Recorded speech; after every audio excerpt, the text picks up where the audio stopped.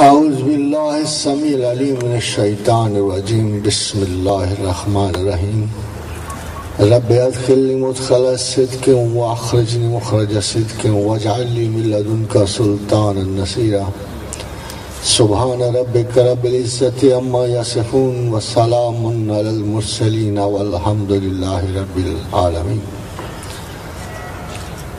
جناب افتخار صاحب، آپ کا شکر گزار ہوں، اتنے اچھے لفظوں میں آپ نے میرا ذکر فرمایا۔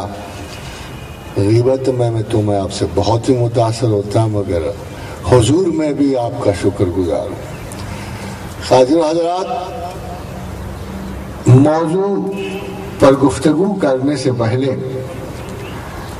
میں آپ کو دو چار بہت اہم باتیں بتاتا چلوں کہ ذہن جب اپنی ارتقائی اعمال سے گزرتا ہے، سوچ جب بلند تر ہوتی ہے اور اس میں نفاست تخلیق آتی ہے، ادب آتا ہے، اپج آتی ہے، انکوائری آتی ہے، تو لامحالہ ذہن میں ایک بہت بڑا المیہ جو پیدا ہوتا ہے، اس کو انٹلیکچول نارسسزم کہتے ہیں۔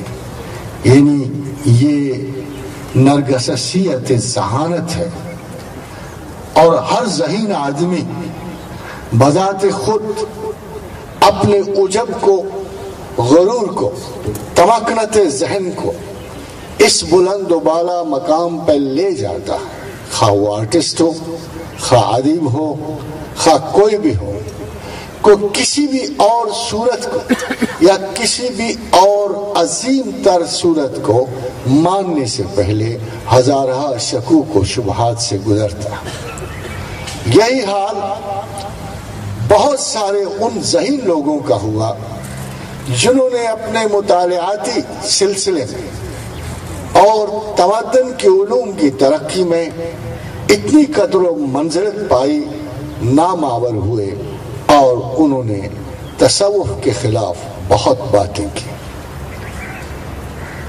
بہت خوبصورت بات خواجہ ابو الحسن نور نے ارشاد فرمائی، کہا پہلے نام نہیں تھا مگر تصوف حقیقت تھی، اب نام ہے مگر تصوف میں حقیقت نہیں ہے۔ حاضر حضرات، یہ اوصاف حمیدہ کا ایک ذکر تھا، مشابہت کردار رسول تھی، اور سب سے بڑھ کر شدید ترین اللہ کی محبت کا نام تصوف تھا۔ اتفاق یہ ہوا کہ جو لوگ اس تجربہ انس و محبت سے نہیں گزرے، جو لوگ انا ذات کے شکار ہوئے، جن لوگوں نے علمیت اور ادبیت کو ہی حرف آخر سمجھ لیا، وہ ان تمام تجربات کے منکر ہو گئے جن کا ذکر صوفیاء نے کیا تھا۔ اس لیے کہ تصوف ایک ایسا دربار ہے، ایک ایسا علم ہے جس میں ناشناس کو کوئی رستہ نہیں ملتا، جس میں صرف صاحب اخلاص ہی درک رکھتے ہیں۔ ان چلمنوں کے پار کھڑے ہوئے لوگ ان کے بارے میں بہت بدگمانیاں رکھتے ہیں، بہت اوٹ پٹانگ تصور رکھتے ہیں۔ کوئی کہتا ہے کہ شاید یہ فلسفہ یونان سے مشتق ہے، کوئی کہے گا کہ اس میں مروجہ علوم کا کمال ہے اور کچھ بھی نہیں ہے، مگر تصوف ایسا کچھ بھی نہیں ہے۔ ایک سادہ ترین جد و جہد کا آغاز، ایک ایسا آغاز جس میں بندہ اس صحرا نشین کی طرح، جسے صحرا میں کوئی نشان نہیں ملتے، اور گہرے اور تاریک آسمان تلے جب سے کوئی رستہ نہیں ملتا، تو اسے کسی ایسے رہنما کی تلاش ہوتی ہے، کسی ایسے بزرگ و برتر ساتھی کی تلاش ہوتی ہے جو اسے اس ویرانے سے نکال کر کسی متمدن بستی تک پہنچا دے۔ خواتین حضرات، اپنے ذاتی واقعے سے میں سید حجویر کے اس حوالے سے میں آپ کو یہ بتاتا چلوں کہ جب ذرا سی ایک طلب تلاش خدا کی میرے دل میں پیدا ہوئی. اور کیوں پیدا ہوئی؟ اس سے پہلے بڑا ضروری ہے کہ میں آپ کو بتاتا چلوں کہ کیوں پیدا ہوئی. مطالعاتی دور میں مشرق و مغرب کے تمام علوم کو دیکھتے ہوئے ممکنہ حد تک ان کے مطالب سے جو اب اچھی طرح میں نے رسوخ حاصل کر لیا تو میرے ذہن میں ایک فطری سا سوال پیدا ہوا. سوال یہ تھا کہ سنا جاتا ہے، کہا جاتا ہے، معلوم ہے کہ علم سکون عطا فرماتا ہے، پھر اتنا کچھ پڑھنے کے باوجود، جاننے کے باوجود، ہزارہ اوراق علم پھرولنے کے باوجود میرا دل سکون سے کیوں خالی؟ یہ سوچنا پڑتا تھا کہ ہیگل اور کانٹ، برگسن مجھے کیوں سکون نہیں دے سکے؟ کیا یہ تفاخر کافی ہے کہ کسی بڑے عالم کو پڑھ کے اسے کوٹ کر لینا سکون کا باعث ہے؟ یہ تو ایسا نہیں تھا. ایسا تو کوئی عالم دنیا میں نہیں تھا کہ جس کی تعلیمات کے بعد میں یہ ایمانداری سے اعلان کرتا کہ لوگوں، میں نے سکون پا لیا، امن پا لیا، جستجو خیال پا لیا. اپنے اس صحرا نشین دل کو میں نے تمدن کا ایک گھروندا دے دیا. ایسا تو کچھ بھی نہیں ہوا. خواتین حضرات، اس وقت میرے دل میں خیال آیا کہ خدا ہے نہیں، اس لیے کہ خدا رسیدہ لوگوں کو دیکھا، ان بندوں کو بہت دیکھا جو دعویٰ شناسائی رب کریم رکھتے تھے. ان لوگوں کو بہت دیکھا مگر کسی میں ایسا سراغ حقیقت نہیں ملا. معلوم ہوا کہ وہ اپنے آپ کو جانتے بھی نہ تھے. وہ تو ایک general psychology of the self کے بھی شناسہ نہ تھے. وہ سائیکالوجی آف دی سیلف جو مغربی علماء نے متعارف کرائی تھی، وہ اس سائیکالوجی کے کسی جنرل سٹینڈرڈ پہ بھی پورے نہیں اترتے تھے. ان کو ہم خدا شناس کیا سمجھتے؟ خدا کی شناخت تو سنا گیا ہے کہ ذات کی شناخت سے بہت آگے کی بات ہے. سنا گیا ہے کہ جہاں زوال علم نفسیات، وہیں سے شناخت خداوند کا علم شروع ہوتا ہے. کیونکہ نفسیات اللہ کے لیے نہیں پڑھی جاتی. سیلف کا یہ علم سیلف ہی کے عروج اور بہتری کے لیے ہے. دنیا کے بڑے سے بڑا نفسیات دان اپنا یہ کلیم نہیں رکھتا وَمَنْ عَرَفَ نَفْسَهُ فَقَدْ عَرَفَ رَبَّهُ کہ جس نے اپنی ذات کو پہچانا اس نے اپنے رب کو پہچان لیا. نفسیات کے کسی عالم کا شعور، خیال اور منزل تلاش خداوند نہیں ہوتی، بلکہ وہ تلاش خداوند کو بھی آسیب سمجھتے ہیں. ایک ایسا نظریہ جو شاید کسی وہم و وسوسہ کی پیداوار ہو، شاید کسی سائیکوٹک برین کی تخلیق ہو، شاید وجود کے اندر کسی جناتی وجود کی پیداوار ہو. ایسا جب مرحلہ پیش آیا تو خواتین و حضرات، اس تلاش میں بہت عرصہ سرگرداں رہا کہ کوئی ایک آدھ فاضل دانشور، کوئی ایک ایسا اللہ کا بندہ. تمام مذہبی اسکولوں کو بھی دیکھا. خواتین حضرات، میں کسی مذہبی اسکول کے خلاف نہ تھا، مگر میرا خیال ہے کہ اگر ایک اہرام کی طرح جس کی بنیاد لاکھوں اور کروڑوں اینٹوں پہ ہوتی ہے، چٹانوں پہ ہوتی ہے، گارے پہ ہوتی ہے، جب بلند ہوتے چلے جائیں تو ٹاپ پر تو کوئی ایسا خدا شناس ہو. اگر 10 یا 20 لاکھ ایک جماعت میں ہیں جو دعویٰ تعلیم خداوند رکھتی ہے، اور اگر 40 لاکھ ایک جماعت میں ہوں جو دعویٰ تبلیغ و رشد رکھتی ہے، جو خدا کا رستہ دکھانے کے مدعی ہوتے ہیں، تو میں سب سے تو خدا شناسی طلب نہیں کرتا. آخر بلند ہوتے ہوئے، اوپر جاتے ہوئے کسی ٹاپ پر تو کوئی خدا شناس ہو کہ جو آپ کو بتائے کہ دراصل یہ طریق حیات، یہ طریق اسلام، یہ صرف اور صرف محبت پروردگار کے لیے ہے.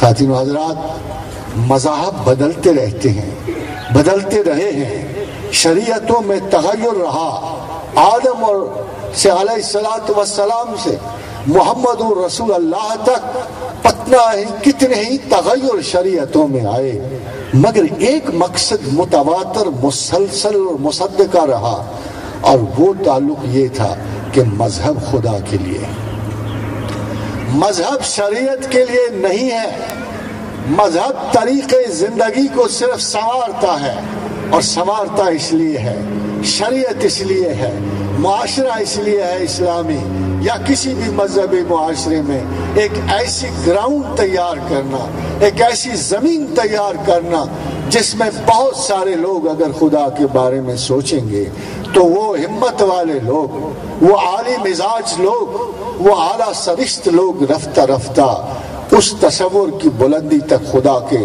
ہم نشیں ہوں گے، ہم راز ہوں گے، اللہ کے سلوک کے پابند ہوں گے، اور ہمیں ان پہ گمان ہوگا کہ یہ وہی لوگ ہیں جن کے بارے میں اللہ نے کہا الا ان اولیاء اللہ لا خوف علیہم ولا هم یحزنون۔ خاتون حضرات، اس تلاش میں ایک دفعہ میں آستانہ سید حجویر پہ حاضر ہوا، بڑا گلہ کیا میں نے ان سے، میں نے کہا تم لوگ لفاظ ہو، بیکار کی بحثوں میں تم نے لوگوں کو الجھائے رکھا، جمع و وحدت میں الجھائے رکھا، صدق و صفا میں الجھائے رکھا، بھلا اگر ایسے لوگ تم تھے اور تمہارے پیچھے آنے والے بھی تھے، اور اگر آپ کہتے ہو کہ زمین اوتاد سے خالی نہیں ہوتی، زمین اقطاب سے خالی نہیں ہوتی، نقیبوں اور نجیبوں سے خالی نہیں ہوتی، تو ایک متلاشی کو کون سراغ دے گا؟ کہاں سے لاؤں گا وہ رہبر، کہاں سے لاؤں گا وہ دانشور جو حجابات ذات سے مجھے آشنا کرے، جو کشف المحجوب، جو میرے ذات کے حجاب آگاہی کے باوجود کوئی طریقہ ایسا تو ہوگا نا آپ کے پاس۔ مگر کیا افسوس کی بات ہے کہ زمانہ کی ہر گلی اور کوچہ ڈھونڈ پھر رہا ہوں، معاشرے کے ہر فرد و بشر کو دیکھا ہے، تعلی نظر آتی ہے، دعویٰ نظر آتا ہے، وعدے نظر آتے ہیں، مگر یہ خالی خولی لوگ جو ہیں کسی کو خدا کے رستے پہ پہنچانا تو بہت دور کی بات ہے، یہ تو خدا کی یاد کے رستے بھی لوگوں پر مسدود کر دیتے ہیں۔ خاتون حضرات، جواب کیا ملنا تھا؟ جواب تو کچھ بھی نہیں ملا۔ سو میں پلٹا غصے سے، افسوس، رنج سے، واپس آئے۔ اتفاق یہ دیکھیے، حادثتاً میز پر کشف المحجوب کھلی پڑی تھی، حادثتاً کچھ غصے سے میں نے اس کتاب کے اس صفحے پہ نظر ڈالی جو کھلی پڑی تھی، تو میری توجہ حضرت ابو سعید کے اس سوال پہ گئی کہ سید حجویر اسے مخاطب کر کے کہہ رہے تھے، اے ابو سعید، ایک وقت تھا کہ ہم زمین پہ خدا کی تلاش کے لیے نکلتے تھے، ہمیں بے شمار رہبر ملے، بے شمار اللہ کے ولی ملے، خدا کے دوست ملے، ہم نے سینکڑوں لوگوں سے کسب فیض کیا، کسی سے حال لیا، کسی سے مقام لیا، کسی سے غیبت لی، کسی سے حضور لیا، کسی سے صدق لیا، صفا لیا، مگر اے طالب الہ، ایک وقت آئے گا کہ تیری بیچارگی پہ ہمیں افسوس ہے کہ تو کوچا کوچا گلی گلی پھرے گا، تجھے ایسا کوئی شخص نظر نہیں آئے گا جو تجھے رشد و ہدایت کے کسی سلسلے تک پہنچائے۔ تو مجھے ایک بات بتا، پھر کیا تو خدا کی تلاش چھوڑ دے گا؟ خاتون حضرات، یہ جملہ مجھے بڑا اچنبھا لگا کہ سید نے کہا پھر کیا تو خدا کی تلاش چھوڑ دے گا؟ تو پھر میری بات اتنی یاد رکھنا کہ وہ ہے، وہ کیا تو خدا کی تلاش چھوڑ دے گا؟ تو پھر میری بات اتنی یاد رکھنا کہ وہ ہے، وہ موجود ہے، وہ خلق کی رضا سے بہت بالا ہے، وہ شکوک و شبہات سے بہت بلند ہے، اور جو اسے تلاش کرے گا، چاہے کسی زمانے میں کرے، چاہے کسی وقت میں کرے، اللہ اسے ہر حال میں اپنے رسوخ تک، اپنی ملاقات تک، شناسائی تک، مصاحبت تک، ہمسائیگی تک ضرور پہنچائے گا۔ خاتون حضرات، یہ میرے سوال کا جواب تھا، اور اس کے ساتھ ہی یہ اس سوال کا جواب بھی تھا کہ بڑے بڑے اولیاء اللہ تعالی العزیز نے، بڑے بڑے ماہرین تعقل نے، بڑے بڑے متجسس حضرات نے جو شیخ کے بارے میں لکھا کہ ناقصارہ پیر کامل، کاملارہ رہنما، یہ کتاب جس مقصد سے لکھی گئی، اصل میں اس کتاب کے پیچھے جو خواہش تھی وہ آج بھی اسی طرح زندہ ہے۔ اس سے زمانوں کو کوئی فرق نہیں پڑتا، اوقات اس کی رستے میں حائل نہیں ہوتے۔ آج بھی جسے خدا ہے، بزرگ و برتر کی تلاش ہے، جسے محبت کی تلاش ہے، اللہ کے قرب اور ہمسائیگی کی تلاش ہے، آج بھی اسے کشف المحجوب اسی طرح بھرپور رہنمائی دیتی ہے جیسے ان کے اپنے زمانے میں تھا۔ خادم حضرات، تصوف کی عمومی دنیا پہ جب ہم نظر کرتے، بہت اولیاء ہیں، بڑے قابل قدر ہیں، بڑے خوبصورت اور قیمتی اقوال ہیں ان کے، ہر قول عمل میں جانے کے بعد اپنی خاصیت دکھاتا ہے۔ سننے میں جیسے حضرت اعلیٰ نے فرمایا کہ متصوف بھی بہت ہیں، مستصوف بھی بہت ہیں، صوفی بہت کم ہیں۔ انٹلیکچول ہائٹس پہ جا کے تلذذ گفتگو صوفیانہ بھی ہوتی ہے۔ شعر میں بھی ہم ہر شاعر میں تصوف کا پہلو نکال لیتے ہیں، جب وہ بوڑھا ہو جائے، دانت گر پڑے تو ہم ہر شاعر میں تصوف کا پہلو نکال لیتے ہیں۔ تصوف نکالنا بڑا آسان ہے، میچورٹی کے کسی بھی پیٹرن سے ہم دراصل خلط مبحث میں پڑ جاتے ہیں۔ کنسپچول، مینٹل اور ٹیمپورل میچورٹی کو ہم مسٹیسزم سمجھتے ہیں، ایسا بالکل نہیں، ایسا بالکل نہیں ہے۔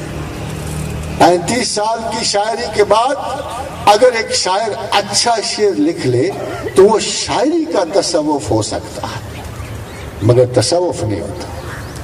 ہر چیز ایک مرتبہ کمال تک پہنچتی ہے، اور ہر مرتبہ کمال کو تصوف کہا جا سکتا ہے، but it is mysticism of the same thing which they are studying. It is not the mysticism which we call اللہ کے علم کو ایسا بالکل نہیں کہا جا سکتا۔ مصیبت یہ ہے کہ انٹلیکچول اپنی انا میں جب کسی تجربہ زندگی سے نہیں گزرتا تو وہ ہمیشہ اس علم کو ڈسکارڈ کرتا ہے، یا خرافات میں مبنی اس کو ایسی سوچ قرار دیتا ہے جو نان اپلیکیبل ہے۔ کسی نے کہا کہ صوفی جو ہے وہ دنیا سے کنارہ کشی ہے، کسی نے کہا کہ صوفیزم جو ہے ایک قصہ پارینہ ہے، کسی نے کہا کہ یہ اللہ کی تلاش محض ایک فریب اور ڈھکوسلا ہے، مگر خاتون حضرات اصل حقیقت یہ تھی کہ ان لوگوں کو تصوف کی سرے سے قطعاً کوئی کسی قسم کی شناسائی حاصل نہیں تھی۔ خاتون حضرات، سید حجویر نے تصوف میں چند ایک باتیں ایسی کہیں جن کو جو میں نے ان سے سمجھا خلاصتاً میں آپ کے سامنے پیش کر رہا ہوں۔ اتفاق یہ ہوا کہ میرا واسطہ کچھ ایسے لوگوں سے پڑا کہ جو مجھ سے بار بار سوال کرتے تھے۔ مجھے کسی نے کہا میں نے 15 سے برس خدا کو تلاش کیا، میں نے کیوں خدا کو پایا؟ تجھ میں کون سے سرخاب کے پر لگے تھے؟ کسی نے مجھے کہا کہ یہ تصوف کیوں نہیں تسکین قلب کا باعث بنتی؟ کسی نے کہا کہ بغیر رشد و ہدایت تصوف ہو نہیں سکتی۔ کسی نے کہا کہ بیعت کرنا کتنا لازم ہے، بغیر بیعت کب کوئی صوفی ہو سکتا ہے؟ مگر یقین جانیے کہ تصوف کا ان باتوں سے قطعاً کوئی تعلق نہیں تھا۔ کسی ایسی ریجیڈیٹی سے تعلق نہیں ہے تصوف کا، کسی ایسی تخصیصی مراتب سے تصوف کا کوئی تعلق نہیں ہے۔ کوئی بندش ایسی نہیں ہے جو بندے کو خدا تک پہنچنے سے روک سکتی ہے، مگر ایک ہے کہ وہ خالق کل، وہ صاحب کائنات، وہ جو سب سے بڑا ہے، وہ اپنی حیثیت سے کم درجے پہ اترنا پسند نہیں کرتا۔ اگر آپ اپنی ترجیحات زندگی مرتب کریں اور اپنی ترجیحات زندگی کو اپنا مقصد حیات بنائیں، اور اگر آپ یہ چاہیں کہ خدا آپ کو نصیب ہو، تو سب سے پہلے اس ذہنی منافرت کو دور کرنی ہوگی جو آپ کی اور اللہ کے درمیان ہے۔ اللہ کسی بھی قیمت پر، کسی درجہ ثانویہ پر اترنے والا نہیں ہے۔ اگر آپ کو اللہ نہیں مل رہا تو اس کی واحد وجہ یہ ہے، تمام تصور یہ قول سید حجویر ہے کہ خدا کو جاننا، ماننا، اسے تسلیم کرنا اس کے غیر کی نفی کے برابر، مگر جہاں اللہ نے ہمیں اجازت دی ہر اس چیز سے فائدہ اٹھانے کی جو آپ کے زندگی کے لیے کارآمد ہے، وہاں ایک قید ضرور لگائی کہ اگر تم دوسری ترجیحات کو مجھ پہ ترجیح دو گے تو پھر میں کسی قیمت پہ آپ سے ملنے والا نہیں ہوں۔ یہ توہین مرتبہ عالیہ کو کسی قیمت پہ پسند نہیں ہے۔ خواتین حضرات، میں امریکہ میں پروفیسر مارٹن شیٹ سے ملا، وہ ریلیٹیوٹی اور کوانٹم کے استاد تھے۔ میں بحیثیت شاگرد چاہتا تھا کہ کچھ ریلیٹیوٹی کے جدید ترین اسباق ان سے سیکھوں۔ وہ کسی اور مقصد کے لیے آئے تھے، تو انہوں نے مجھے کہا، پروفیسر پیپل سے you know God, I have also searched for God for 14 long years. Why didn't I find God? اور آپ کو پتا ہے بات کرتے ہوئے جب ہونٹ سکڑ رہے ہوں تو مطلب یہ ہے کہ تنزیہ بات ہو رہی۔ تو میں نے کہا، professor, God is not a byproduct of mathematical researches. It has to be the top priority of intellectual curiosity. اگر آپ کی ذہانت، آپ کے علم آپ کو یہ چھوٹا سا درجہ رسپیکٹ بھی اللہ کا نہیں بتا سکتے تو پھر آپ اللہ کے قابل نہیں ہو۔ خالق کبھی مخلوق کے مراتب تک نہیں اترتا۔ وہ تمام دعوی علمیہ ناقص ہے جس میں آپ کسی شائع کو، کسی فرد کو، کسی بھی قسم کے علم کو جب خدا کے علم سے آپ برتر جانتے ہو تو پھر اللہ آپ سے بالکل نہیں ملتا۔ مگر جب آپ یہ مغایرت دور کر، میں جانتا ہوں، آپ بھی جانتے ہیں کہ ہم اعمال سے اپنے اس دعویٰ کو پورا نہیں کر سکتے۔ ہمارے اعمال سست رو ہے، خیال بہت تیز ہے، یہ اشہب خیال برق رو ہے، اور یہ پتہ نہیں کہاں سے کہاں کی زقند لگاتا ہے۔ تجلیات فکر جو ہے یہ آسمان گیر ہیں، یہ زمین سے کب کی نکل جاتی ہیں۔ سوال یہ پیدا ہوتا ہے کہ بدن زمین سے باہر نہیں نکل سکتا، بدن وجود سست رو ہے، اس کو خیال تک آتے ہوئے بھی برسوں لگ جاتے ہیں۔ حضرت امام جعفر صادق رضی اللہ تعالی عنہ نے فرمایا کہ توبہ آسان ہے، ترک گناہ مشکل ہے۔ اسی طرح ذہن میں کسی چیز سے انکار کر دینا، ذہن سے کسی چیز کا انکار کر دینا آسان ہے، مگر اس کے مطابق عمل کرنا مدتوں کی بات ہے، برسہ برس کی بات ہے۔ مگر خواتین حضرات، اللہ کو آپ کے اعمال سے اتنی غرض نہیں ہے، اس کو تو اس بات سے غرض ہے، اس دولت فکر سے غرض ہے، ہر ایک سے چھپا کے، ہر ایک سے ہٹا کے یہ امانت علمیہ اس نے آپ کو دے دی، اور کام صرف اتنا رکھا کہ پہچانو گے کہ نہیں، اور یہ بھی جانا کہ انہ کان ظلوما جہولا، کہ تم یہ انصاف نہیں کر سکو گے، پرائیورٹیز مینٹین نہیں کر سکو گے۔ اس لیے خواتین و حضرات، یہ جو استاد ہوتے ہیں جب ہم ایک دفعہ ذہنی طور پہ یہ عہد کر لیتے ہیں، چاہے اس پہ عمل کریں نہ کریں، مگر بڑے خلوص سے یہ عہد کر لیتے ہیں کہ اے مالک و کریم، میں اپنی سابقہ غلطیوں سے درگزرا، میں نے حماقتیں کی، اب مزید نہیں کروں گا، مجھ سے کچھ کوتاہیاں ہوئی، اب اس سے بڑی کوتاہی نہیں ہوگی، اب تجھ سے بڑھ کر میری کوئی ترجیح نہیں ہوگی، تو میری ترجیح اول ہے، اب مجھے توفیق عطا فرما کہ میں اس ترجیح کے ساتھ میں باقی زندگی گزاروں۔ جب آپ نے یہ مینٹل ڈیسیشن دے دیا، اللہ کی آپ سے ضد ختم ہو گئی، اللہ کا مقصد پورا ہو گیا، باقی رہے افعال، اعمال۔ پھر جس نے مقدر تخلیق کیے، جس نے ارواح تخلیق کی، اور حضور گرامی مرتبت کا ارشاد گرامی ہے کہ زمین و آسمان بنانے سے پہلے اللہ نے 50,000 سال پہلے آپ کے قاعدہ، قانون، ضابطہ، اخلاق، کام سب کچھ لکھ کے رکھ دیا ہے۔ پھر آپ کو وہ اعمال دے دیے جائیں گے جو آپ کی ترجیح کے مطابق ہوں گے۔ جب ترجیح بگڑے گی تو اعمال اس کے مطابق ہوں گے، پریشانیاں اس کے مطابق ہوں گی، شوگر اور رینل فیلئر اس کے مطابق ہوں گے، بے سکون تب ہوں گے، بے چین تب ہوں گے جب آپ اپنی ترجیح اول کے تعین میں ناکام ہو جائیں۔ خاتون حضرات، یہ اتنا بڑا سبق ہے جو ہمیں سید حجویر سے ملتا ہے۔ سید حجویر سے کیوں؟ میں یہ آپ کو بتانا چاہتا ہوں۔ اتنا بڑا عالم، اللہ اور اس کے رسول اور صاحبان اہل بیت کے بعد اتنا بڑا عالم مشرق و مغرب میں کوئی نہیں گزرا۔ تصوف کے 4 بہت بڑے ستون ہیں، بہت بڑے عالم، کون ان سے واقف ہے؟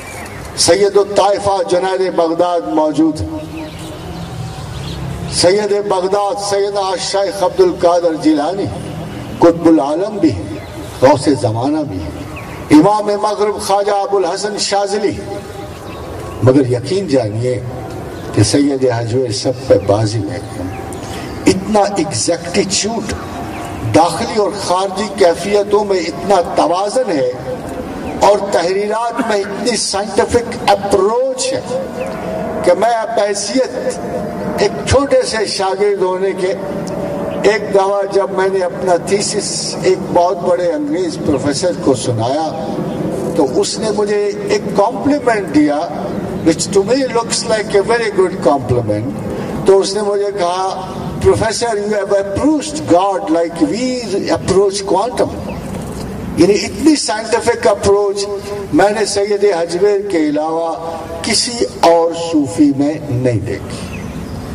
اس نے ہر کیفیت کو اتنی وضاحت سے بیان کیا ہے، اس کے خطرات اتنے وضاحت سے بیان کیا، اور رائنو من الجملۃ الوطنات والغائن من الجملۃ الخطرات۔ حضرت نے وطنات کو ایکسپلین کیا ہے، وہ مراحل جو طبیعت پہ جم جاتے ہیں، وہ خطرات جو وطن بن جاتے ہیں، وہ آسیب زدگیاں جو ہمارے ذہن کی پوزیشنز اور obsessions بن جاتی ہیں، جہاں سے نکلنا ہمارے لیے مشکل ہوتا ہے، اور وہ حجابات جو عارضی ہیں اور جن کو اللہ کے نام کے ساتھ دور کیا جاتا ہے۔ سید حجویر اس معاملے میں جب واقعات صوفیہ میں لکھتے ہیں تو ساتھ ساتھ اپنی ایک مکمل رائے دیتے ہیں۔ اس رائے میں ہمیں وہ بتاتے جاتے ہیں کہ یہ ایکسٹریمٹی ہے، ہمیں بتاتے ہیں کہ یہ ایکسٹریمٹی اور اس سے بچ کے رہنا۔ ہمیں وہ بتاتے ہیں کہ یہ صوفیات بڑے صوفیات ہیں، مگر گریز کرنا ایسے تصوف سے جس میں ایکسٹریمٹی تم نبھا نہیں سکو گے۔ تو سب سے بڑی خوبی جو سید حجویر میں ہے کہ اتنا کینڈڈ، فری، آؤٹ سپوکن، صاف ستھرا شخص ہے کہ اپنی کمزوری کو بھی علم کے لیے آشکار کر دیتا ہے۔ خاتون حضرات، جو میں بات بتا رہا ہوں یہ آج تک کسی صوفی نے نہیں کی کہ جب وہ علم کی وضاحت کر رہا ہوتا ہے تو وہ اپنی عزت بھی ترک کر دیتا ہے، اپنی رسپیکٹ کو خطرے میں ڈال دیتا ہے۔ فرمایا خدا معاف کرے، سما کی گفتگو میں فرمایا خدا معاف کرے ان مجالس کہ جہاں ہم جاتے تھے بنام خدا، بنام مدحت خدا جاتے تھے، مگر وہاں چھتوں سے عورتیں لٹکی ہوتی تھی اور محافل میں بے ریش لونڈے بیٹھے ہوتے تھے۔ اور شیخ نے بالکل وضاحت سے بتایا کہ ہم ان خطرات سے خالی نہیں تھے، کہ ہم بظاہر تو جاتے اسی لیے تھے سما کی محفلوں میں، مگر دراصل شیخ نے بتایا کہ ہماری اندرونی نیتوں میں کتنی خرابی تھی۔ شیخ نے جب خطرات کا ذکر کیا تو فرمایا ایک پری چہرہ کا میں نادیدہ عاشق ہوا اور 2 سال میں نے غربت حق میں گزارے، اور قریب تھا کہ زہد و اتقا کھو بیٹھتا اور شناخت خداوند سے عاری ہو جاتا، پھر اللہ نے مجھ پہ احسان کیا اور اس کا کرم میرا شامل حال ہوا، اور وہ میں اس کے قبضہ سے نکلا اور میں اپنی راہ پہ گامزن ہوا۔ بھلا ایسا استاد کہاں سے ملتا، بھلا اتنا فرینک۔ یہاں تو تقدس معاب جو ہیں، یہاں تو صوفیان مقدس جو ہیں، وہ تو اپنی داستان تقدس میں ہی آپ کو غرق کر دیتے ہیں، خوف و وحشت سے آپ الجھ جاتے ہیں۔ مگر ایک کام ہم بھی بڑا غلط کرتے ہیں، ایک کام ہم بہت غلط کرتے ہیں، ہم صوفیاء کو ان کے آفاقی کناروں سے دیکھتے ہیں، ہم صوفیاء کو زمین پہ نہیں دیکھتے۔ ہم تو یہ دیکھتے ہیں کہ عبد القادر جیلانی، ہم اس عبد القادر کو نہیں دیکھتے جو زمین پہ تصوف کی تلاش میں نکلا، اللہ کی تلاش میں نکلا تھا، ہم اس کو نہیں دیکھتے۔ ہم تو غوث زمانہ کو دیکھ رہے تھے، قطب الاقطاب کو دیکھ رہے تھے۔ ہم اس معین الدین چشتی اجمیری کو نہیں دیکھتے کہ جو باغ میں معمولی سی مزدوری کر رہا تھا، کہ جہاں سے شیخ ابو الحسن کا گزر ہوا، انہوں نے ایک نیک اور باسعادت بچہ دیکھا، اس کے ہاتھ سے ایک انگور لیا، چبایا، اس کے منہ میں دیا، اسے برکت کی دعا دی۔ ہم اس وقت تو نہیں جانتے شیخ معین الدین کو، ہم تو اس وقت جانتے ہیں جب ولی ہند ہو کے وہ ہندوستان میں داخل ہوا۔ ہم اس نظام کو نہیں جانتے ہیں جو لوگوں سے بھاگتا پھرتا تھا 2 وقت کی روٹی کے لیے، ہم نظام دہلی کو جانتے ہیں۔ یہی سب سے بڑی غلطی ہے، ہمیں ان بزرگوں کے مقامات نہیں دیکھنے ہوتے، ان مقامات کی علو و مرتبت نہیں دیکھنی ہوتی۔ یہ بات کی بات ہے، یہ محبت و عزت کی بات ہے، ہمیں تو ان لوگوں کا آغاز دیکھنا ہوتا ہے۔ کیا ہم آغاز ان کے ساتھ شیئر نہیں کر سکتے؟ یہی سید حجویری نے فرمایا کہ کیا تم آغاز شیئر نہیں کر سکتے؟ کیا تم بھی، کیا آپ کو پتا نہیں کہ سید حجویری نے حضرت فضیل بن عیاض کے ذکر میں لکھا کہ پہلے ڈاکو تھے؟ کیا آپ کو پتا نہیں کہ عبداللہ بن مبارک مروزی کی بیان میں لکھا کہ وہ تمام رات ایک طوائف کے گانے کے لیے اس کے دروازے کے نیچے کھڑے رہے؟ کیا ہم جیسے ہی نہیں تھے؟ پھر ان پہ ایک چیز غالب آئی، ان کی ترجیحات کی درستگی، انہوں نے معمولات زندگی کو سمجھ لیا، عقل سلیم نے انہیں تھاما، اور پھر وہ خدا کے راستے پہ گامزن ہو گئے۔ گناہ و ثواب سے صوفی کو اتنی غرض نہیں ہوتی، ان کا گناہ خدا سے غیاب ہے، اور ان کا حضور جس میں غیاب شامل ہو جائے ان کی زندگی کا سب سے بڑا المیہ ہوتا ہے۔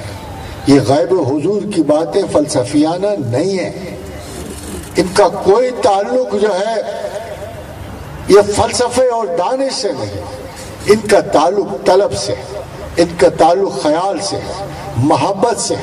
بلا محبت کرنے والا کب صاحب محبت سے جدا ہونے میں راضی ہو جائے گا؟ خواتین و حضرات، صوفیاء کے اقوال جو سید حجویری نے کوٹ کیے ہیں وہ اپنے اپنے مقام پر کچھ ایسی حقیقتوں کی نشاندہی کرتے ہیں جن کی طلب آپ کے لیے لازم ہے۔ ذرا غور تو کیجئے، ہم گردش و بلا سے کتنے حیران ہوتے ہیں، پریشان ہوتے ہیں، ہم ہر لمحے اس گردش و بلا سے آزاد ہونا چاہتے ہیں۔ صوفی کیا کہتے ہیں؟ جو بھی غم سے دور ہے اس پر آخرت کا عذاب لازم ہے. جو غم سے دور ہے اس پہ آخرت کا عذاب لازم ہے، کیونکہ یہ طریقے خداوند کے خلاف ہے. دنیا دار المحن ہے، یہاں اس نے آپ کو آزمائش کے لیے بھیجا ہے. 3 طریقے ہیں، 3 طریقے ہیں خدا کو پانے کے، تینوں طریقوں میں بلا ہے. اور خواجہ حضرات تینوں طریقوں میں پیغمبروں نے ان بلاؤں کی فطرت کو واضح کیا. تصوف میں 3 بڑی اپروچز، سید حجویر میں وہ تینوں اپروچز مکمل موجود ہیں. یہ صوفی ہے جس نے احاطہ تعلیم بھی کیا ہوا ہے.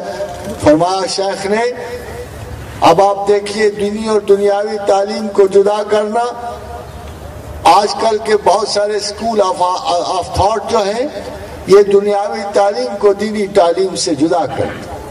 شیخ نے فرمایا کہ تمام علوم سے ان کی تحصیل بھی کرو اور اتنا ضرور لے لو جو خدا کی شناخت کے لیے لازم ہے.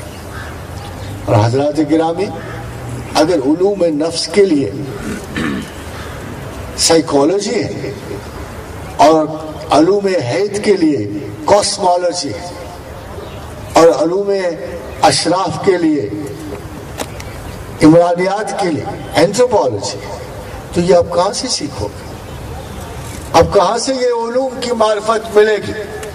بڑا احسان کیا مغرب نے آپ پر، اگرچہ انہوں نے اپنے آپ پہ نہیں کیا. بڑا احسان کیا مغرب نے آپ، ان کے محققین اور دانشوروں نے خدا کا رستہ آپ پر آسان کر دیا. کیا عجیب بات ہے کہ لوگ ان کو فالو کرنے میں خدا کا رستہ بھول جاتے. اصل تو یہ تھا کہ انہوں نے آپ پر خدا کا رستہ آسان کر دیا. اگر وہ نفسیات علوم نفس کمتر نفس سے بہتر نفس کو لے جاتا تھا تو جہاں نفسیات بالا کی حدود ختم ہوتی تھی وہاں خدا کی شناخت شروع ہوتی. فرق کیا ہے خواتین و حضرات کہ نفسیات جہاں اختتام پذیر ہوتی وہاں آپ نفس کو مربی اور محترم جانتے. وہاں ایک بیٹر سیلف کو ریکگنیشن چاہیے، اسے حب جائے چاہیے، اسے ہر صورت محبت چاہیے اپنی ذات کے لیے. مگر قرآن حکیم میں اللہ نے اس کا قانون بدل دیا کہ نفس کسی بھی حال میں خدا کا دشمن، خواہ وہ کمتر ہو خواہ وہ بہتر ہو، خواہ وہ وحشی ہو خواہ وہ مہذب ہو. وَنَحْيَ النَّفْسَ عَنِ الْهَوَىٰ، ہم نے ہر حال میں اس کی مخالفت کرنی ہوتی ہے. جب علوم ظاہرہ سے آپ کی تکمیلی علوم نفس ہو جائے تو پھر لازم ہے کہ کسی صوفی سے کسی طریق سے اور کوئی نہ ملے تو لازم ہے کہ کشف المحجوب سے وہ طریق ضرور سیکھیے کہ جو اس آخری درجہ قدورت دل کو آپ سے دور کریں اور ہر حال میں آپ کو نفس پہ غالب کریں. حاضر حضرات بہت سارے اقوال مجھے نظر آئے مگر جیسے آج ہم گلا کرتے ہیں کہ زمانہ خراب ہے، ہم گلا کرتے ہیں کہ وقت درست نہیں، بہت برائیاں بڑھ گئی، اخلاقیات بہت کم ہو. تو حضرت حجویر اپنے زمانے کے بارے میں فرماتے کہ فقراء جب خراب ہوں، جب فقراء کم علم ہو کم فہم ہو تو آداب مذہب جاتے رہتے ہیں.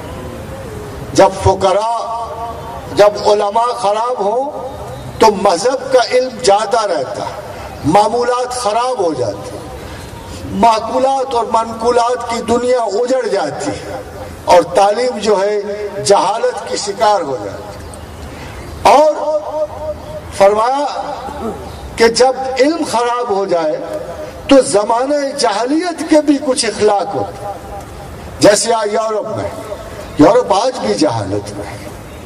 ٹیکنالوجی ٹیکنیکل پروگریسز ان کو عالم نہیں ثابت کرتی.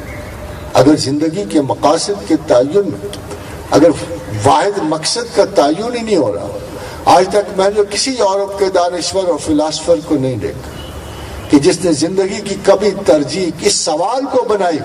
میں تسلیم کی بات نہیں کرتا.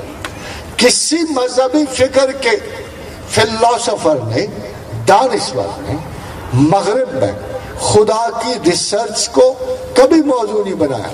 اور نہ صرف یہ کہ موضوع نہیں بنایا، آج تک کوئی عالم ایسا نہیں مغرب میں کہ جس نے 25 برس تحقیق کار خداوند کی ہو اور اس کے بعد کہا ہو اللہ نہیں ہے.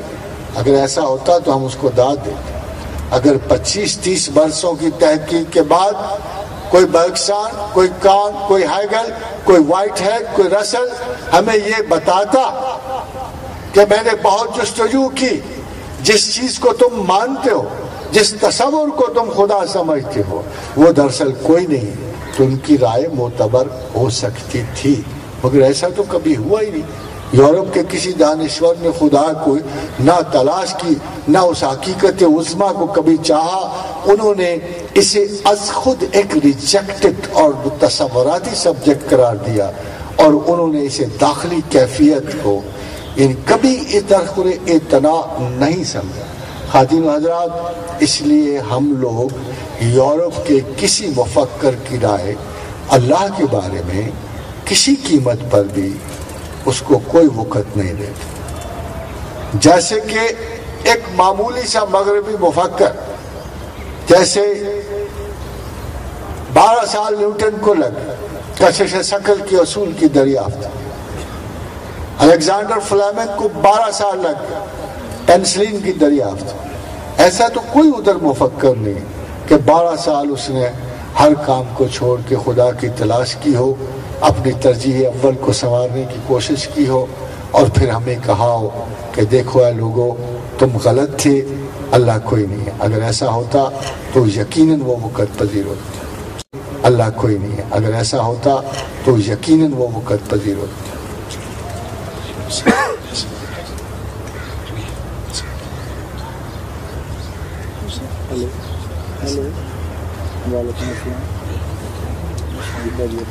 حاضر حضرات،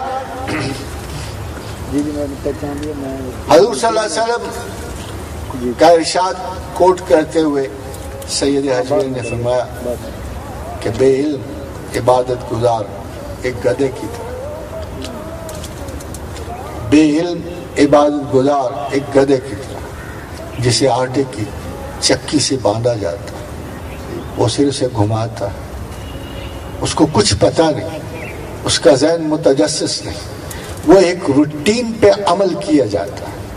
یہی حال ان تمام مسلمانوں کو ہے کہ میراث میں آئی ہے انہیں مسند اسلام، جن کو خاندانوں سے، اپنے پیچھے پرکھوں سے اسلام کی نعمت تو مل گئی، مگر غور و فکر سے آ رہی، جیسے پایا دیکھا اسی طرح عمل کرتے چلے جاتے ہیں.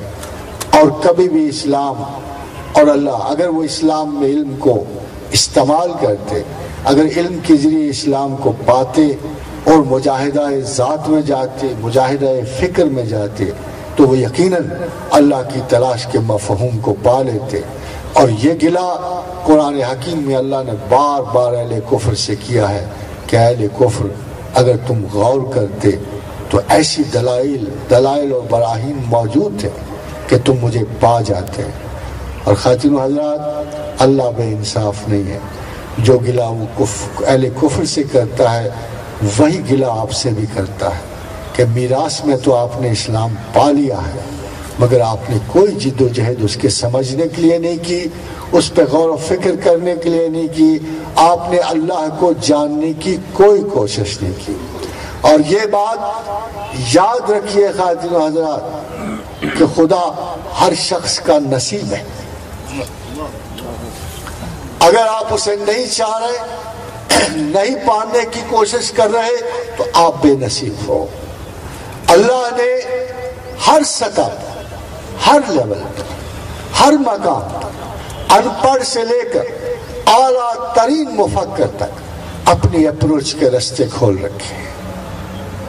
یہ ہو نہیں سکتا کہ انسان کو پیدا کرنے کے بعد اسے شعوری فضیلتیں عطا کرنے کے بعد خواہ وہ کسی درجہ کی بھی ہوں، وہ اپنی ذات کو ان سے حجاب میں ڈال دیتا.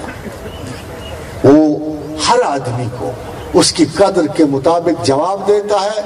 اگر ایسا نہ ہوتا خواتین و حضرات تو قبر کا معنی، قبر کا سوال بے معنی ہوتا اور نا انصافی ہوتی کہ اللہ اگر گلیکشن دروازے پہ جا کے جنت و دوزخ کے اس کرنٹینا میں جا کے جسے آپ قبر کہتے ہو، وہاں اسے جب کیوں پوچھتا من ربوں کا، ان پڑھ سے کیوں پوچھتا من ربوں کا، اور دانشور سے کیوں پوچھتا من ربوں کا، بے علم سے کیوں پوچھتا من ربوں کا؟ اگر یہ سوال اس نے ہر ایک سے پوچھنا ہے تو دو ہی صورتیں واجب ہیں، یا وہ بے انصاف ہے یا کم از کم اس سوال کا جواب دینے کی استطاعت اس نے ہر فرد و بشر میں رکھی ہے. ہر فرد و بشر میں یہ استطاعت موجود ہے کہ جب اس سے پوچھا جائے من ربوں کا تو وہ کہہ سکتا ہے لا الہ الا اللہ. اس لیے خواتین و حضرات حدیث میں آیا کہ افضل الذکر لا الہ الا اللہ. اگر آپ اس کلمے کا ورد زمین پہ کرو گے آسمانوں پہ بھی ہوگا، اور یقیناً قبر آپ کو کچھ نہیں کہے گی. آپ نے تو ریپیٹ ہی کرنا ہوگا نا لا الہ الا اللہ. اور یہ وہ نقطہ عالیہ ہے جو ایک کمزور ترین بندے سے لے کر اعلیٰ ترین بندے کے لیے یکساں ہے. باقی جو مقامات، جو آپ مباحث سنتے ہو، جو آپ انٹلیکچوئل ڈسکشن سنتے ہو، بڑی بڑی خوبصورت باتیں میں نے آپ کے لیے نوٹ کی تھی، مگر وقت کم ہے. میں ان اقوال کی ضرور وضاحت کرتا جو سید حجوی نے مختلف عجیب و غریب بات ہے. آپ دیکھو کتنی مزے کی بات ہے کہ حضرت علی بن بندار سیرفی نے ایک دفعہ کہا میں بہت سارے لوگوں سے سنتا رہتا ہوں کہ دل کو یہ ہوا، دل کو وہ ہوا، مگر آج تک مجھے کسی نے نہیں بتایا کہ دل کیا ہے، دل کیا کرتا ہے، دل ہے کیا. یہ تو کسی اناٹمی کے اسپیشلسٹ کو پتا ہو کہ دل تو 4 حصوں پہ مشتمل ہے. یہ ٹرنکس آرٹیریوسس ہے، یہ وینوسس ہے. اس کے علاوہ آپ ہر لفظ میں، ہر فکرے میں جو آپ ذکر دل کرتے ہو، تو کسی کو علی بن بندار فرماتے ہیں کہ آج تک یہ نہ پتہ لگا، مدتیں گزر گئیں کہ لوگ کہتے ہیں دل ایسا ہے، دل ویسا ہے، دل یہ چاہتا ہے، دل وہ چاہتا ہے، مگر یہ کسی نے نہیں بتایا کہ دل کیا ہے. یہ وہ اگر آپ صوفیاء کے صرف اقوال سن لیں، لیکن ذہن کا ایک لیول ہے، اس لیول سے کوئی بات اس کے مطابق نکلتی ہے. آپ کو صوفیاء کے اقوال اس لیے عجیب نظر آتے ہیں کہ ان کا انٹلیکچوئل لیول سارے زمانے سے زیادہ ہوتا. بدقسمتی سے پی ایچ ڈیز کے حوالے سے علم نہیں پرکھا جا سکتا. جو لوگ غور ہی مابعد الطبیعاتی حقیقت پہ کر رہے ہوتے ہیں، جو لوگ خدا کی تلاش میں صرف کر رہے ہوتے ہیں زندگی، ظاہر ہے کہ ان کو جس محاورے سے غرض ہوتی ہے، جو بہرحال دنیاوی محاوروں سے، دنیاوی فکر سے، دنیاوی تعلیمات سے کچھ اوپر اٹھ کے وہ اس تمام مقامات کی تلاش کر رہے ہوتے ہیں، تو لامحالہ قرآن حکیم میں بھی آپ کو پتہ ہے اللہ نے کہا کہ میرے جو لوگ ہیں انما یخشی اللہ من عبادہ العلماء، یہ میرے لبادے کے تلے ہیں، اور اللہ کے لبادہ علم کے تلے ہونے والا بہت سارے دوسرے لوگوں سے تو بہتر ہی ہونا چاہیے. اگر ایک چھوٹی سی سول سروس جو ہے پورے ملک میں بڑے کڑے امتحانات سے گزار کر کہیں ان کو اسسٹنٹ کمشنر یا اے ایس پی بناتی ہے، تو اللہ کی سول سروسز کے لوگوں کا معیار تو کچھ زیادہ ہی ہونا چاہیے. میرا خیال یہ ہے کہ ہم لوگ یہ گلی کوچے میں رال ٹپکتے ہوئے مجذوبوں کو ڈھونڈتے ہیں، کم از کم جب کشف المحجوب پڑھتے ہیں تو پتہ لگتا ہے کہ یہ معیار اللہ کی نہیں ہے، اللہ کے معیار نہیں ہے. کسی نے پوچھا اور سید اجمیر نے کوٹ کیا شیخ جنید بغداد کو کہ شکر تو بڑی شے ہے، ایکسٹسی تو بڑی ویلیو رکھتی ہے، یہ تو خدا میں فنا کا نام ہے. تو فرمایا شیخ جنید نے شکر تو بچوں کا کھیل ہے، اور صاحب مجاہدات عالم کی فنا ہے. یعنی غور و فکر کرنا، ہر کیفیت کو ضبط کرنا، تمام تصوف مقامات علم میں اوور گرو کرنے کا نام. حضرات گرامی، آپ کو شیخ یہ بتانے کی کوشش کر رہا ہے کہ دو طریقے ہیں کسی لذت خیال سے نکلنے کے. جیسے آپ اپنے گھر کی باڑ کو اونچا نہیں ہونے دیتے، بے ترتیب ہو جاتی ہے، اسے کینچی سے کاٹ دیتے. ہر وہ چیز جو لذت میں اتنی آگے بڑھ جائے کہ تصور خدا میں حائل ہو جائے، اسے کاٹ دو. چاہے وہ لذت ادب ہو، چاہے وہ لذت فلسفہ ہو، چاہے وہ محبت ذات ہو، چاہے وہ محبت والدین ہو. کوئی ایسی چیز اگر آپ کا مقصد اللہ ہے اور اس کی شناخت ہے تو نفس کی اشتہا کو اور ان تمام معاملات ذات کو جو آگے بڑھ کر کسی بھی قسم کے تلذذ میں آپ کو ڈال سکتے ہیں، ان کو کاٹ دو. یہ قط و برید کے بغیر آپ تصوف کی دنیا میں قدم نہیں رکھ سکتے. اور خواتین و حضرات، تمام تصوف آؤٹ گروتھ، سیر علمیہ ہے، ایک مقام سے دوسرے مقام کو گزرنے کا نام ہے، حتیٰ کہ آپ رضائے الہیہ کے مقام تک پہنچ جائیں. سن رکھیے کہ اللہ کے حضور سے اپنے طلبگاروں کو جو سب سے بڑا مقام دیا گیا وہ مقام رضا ہے. اللہ کو کہا گیا کہ آپ سے ہم راضی ہوئے، اصحاب رسول سے کہا گیا ہم آپ سے راضی ہوئے. اللہ کا راضی ہونا تمام فنا و بقا اور جمع و وحدت سے گزرنے کے بعد اگر ایک جملہ مبارک اس صاحب کائنات کی زبان مبارک سے نکل جائے کہ اے بندے میں تجھ سے راضی ہوا، تو آپ نے بقا پالی، فنا پالی، جمع پالی، وحدت پالی، توحید پالی، رسالت کا مطالب پالیے. آپ نے محبت خداوند پالی، محبت رسول بھی پالی. خواتین حضرات، ایک آخری بات کہ جب ہم اوور گرو کر رہے ہوتے ہیں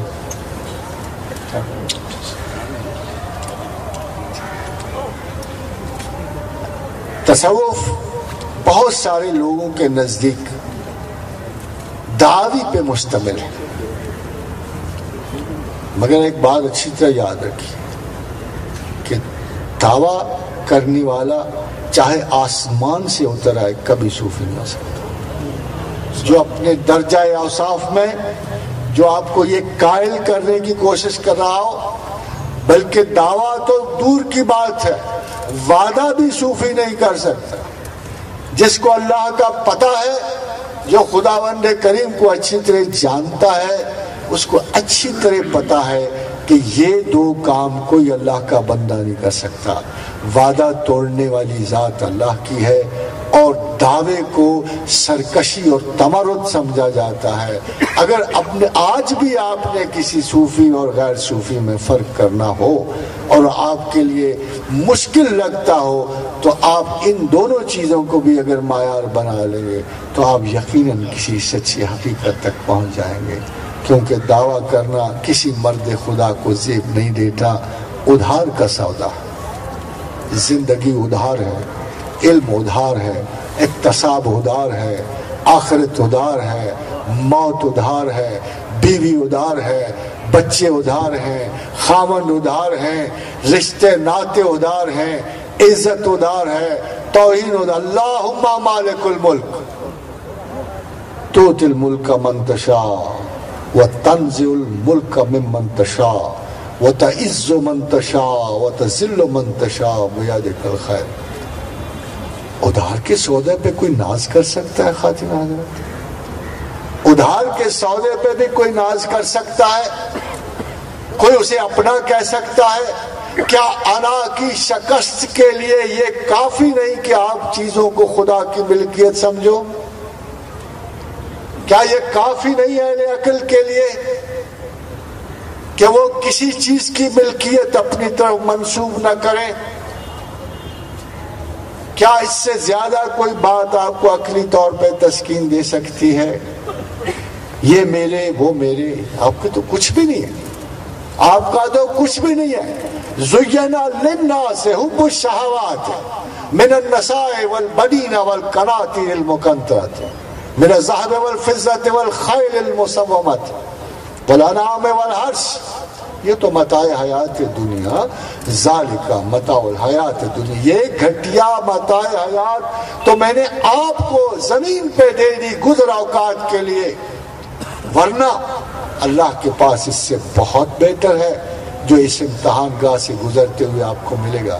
خاتون حضرات، آخر میں تصوف میں تمام یہ کشف المحجوبی آپ کو سنا رہا ہوں کہ 3 اپروچز ہیں، صرف 3 سے باہر کوئی اپروچ نہیں، تینوں کا ذکر قرآن ہی سے ہے اور کسی خارجی قوت نے کسی صوفی کے کوئی سبق نہیں ہوا۔ پہلی اپروچ بڑی سادہ ہے، اللہ نے کہا کہ اے صاحب بلا میں تجھے آزماؤں گا، ہر صورت ہے بندہ خدا میں نے تجھے آرام کے لیے نہیں بھیجا، میں نے تجھے بلا کے لیے بھیجا، میں تجھے ضرور آزماؤں گا۔ میرے کچھ ہیڈز ہیں، ان ہیڈز کے تحت ہر فرد و بشر کو آزماؤں گا، کسی کو حکومت دے کے ذلت دے دوں گا، کسی کو مال دے کے نقصان کر دوں گا، کسی کے بچے چھین لوں گا، کسی کی ماں چھین لوں گا۔ وَلَنَبْلُوَنَّكُمْ بِشَيْءٍ مِّنَ الْخَوْفِ وَالْجُوعِ وَنَقْصٍ مِّنَ الْأَمْوَالِ وَالْأَنفُسِ وَالثَّمَرَاتِ۔ جب یہ میں ہیڈ سے آپ کو گزار لوں، کہا بشیم، تھوڑا سا، پورا زور نہیں ڈالوں، پورا تو حسین پہ ڈال دیا تھا، سارا حسین پہ ڈال دیا تھا، وہاں 10 دنوں میں سارے ہیڈز پورے کر دیے۔ بندہ بھی تو بڑا تھا، باقیوں کو اتنا بندہ نہیں بڑا سمجھتا، باقیوں کو اتنا بڑا بندہ نہیں سمجھتا، وہ حسین کو بڑا بندہ سمجھتا تھا، ناز تھا اس پر، استقامت و صبر کی انتہا تھی، اس لیے سارے ہیڈز 5 دنوں میں ڈال دیے۔ جو وَنَقْسَمْ لَنَبْلُوَنَّكُمْ بِشَيْءٍ مِّنَ الْخَوْفِ، خوف کے دستے، بھوک کے دستے، نقص اموال کے دستے، کیفیات ذات کے قتل کے دستے، ثمرات کے نقصان کے دستے، مگر بشارت کیا دی؟ وَبَشِّرِ الصَّابِرِينَ الَّذِينَ إِذَا أَصَابَتْهُمْ مُصِیبَةٌ، ساتھ خوشخبری سنا دی کہ اس اپروچ کے بعد جو ثابت قدم نکلا اس کے لیے انعام بہت بڑا، اتنا بڑا جتنا فرش زمین والے سوچ بھی نہیں سکتے۔ وَبَشِّرِ الصَّابِرِينَ الَّذِينَ إِذَا أَصَابَتْهُمْ مُصِیبَةٌ قَالُوا إِنَّا لِلَّهِ وَإِنَّا إِلَيْهِ رَاجِعُونَ۔ اگر ان تمام مسائل کے بعد تم ایک سادہ سا جملہ بول گئے، ایک سادہ سی بات کہہ گئے کہ یہ تمام بلا اللہ کی طرف سے آئی ہے، تمام نقصان اللہ کی طرف سے آئے ہیں اور میرے اللہ ہی کو پلٹ جائیں گے، تو فرمایا صلہ یہ ہے کہ اولئک علیہم صلوات من ربہم، ان لوگوں پہ میری طرف سے درود و سلام ورحمہ اور میری رحمت ہے ان پہ۔ اور اگر کوئی ذہین سمجھے جائیں گے، کوئی پڑھے لکھے سمجھے جائیں گے، کوئی انٹلیکچوئل سمجھے جائیں گے، اولئک هم المہتدون، تو یہی ہو۔ اور خواتین و حضرات، دوسری اپروچ اس سے بھی کہیں سادہ، غلطی ہوئی، خطا ہوئی، ظلم ہوا، اپنی جانوں پہ کمایا، ربنا ظلمنا انفسنا وان لم تغفر لنا وترحمنا لنكونن من الخاسرین۔ یونس بن متی غضب میں بھرا ہوا چلا، وظنون اذ ذهب مغاضبا فظن ان لن نقدر، تو خیال کیا کہ ہم پیغمبر ہونے کی وجہ سے اس کا حساب نہ لیں گے، اس پہ آزمائش نہ ڈالیں گے، پھر ہم نے اسے ظلمات میں گھیرا، فنادى في الظلمات، ہم نے اسے اندھیروں میں گھیرا، گپ مچھلی کے پیٹ میں گھیرا، امید کی کوئی کرن نہ چھوڑی، گنبد بے در میں گھورا، نہ کوئی دروازہ دریچہ، نہ کہیں روزن ہے۔ ایسے حال میں پھر اس کو اپنی غلطی کا احساس ہوا، ہمیں پکارا اس نے، اللہ الہ الا انت سبحانک انی کنت من الظالمین. تو پرفیکٹ ہے نا اللہ میاں، تجھ سے تجھے نا خطا ہو سکتی، میں امپرفیکٹ ہوں نا، مجھ سے ہو گئی ہے نا، آئی ایم سوری، مجھے معاف کر دے. کتنا سادہ سا، لا الہ الا انت سبحانک، تو پاک ہے نا، تجھ سے تو نہیں خطا ہو سکتی، میں تو نہیں ہوں نا غلطی سے مبرہ، اے پروردگار ہو گئی ہے نا، میں معافی کا طلبگار ہوں. انی کنت من الظالمین، مجھ سے خطا ہو گئی، میں روشنی سے نکل گیا، مجھے تھوڑی سی. خدا نے کہا کیا خوبصورت انداز ہے، کیا بہترین بات کی میرے بندے نے، کیا سادگی سے بات کی، میرا اعتراف پاکیزگی کیا، اپنا اعتراف عجز کیا، خطا کی معافی سادے سے طریقے سے مانگی. انی کنت من I am sorry, O lord God I am sorry. کہا کہ نہ صرف انجینہ من الغم، نہ صرف یہ کہ میں اسے غم سے نجات دی میں نے.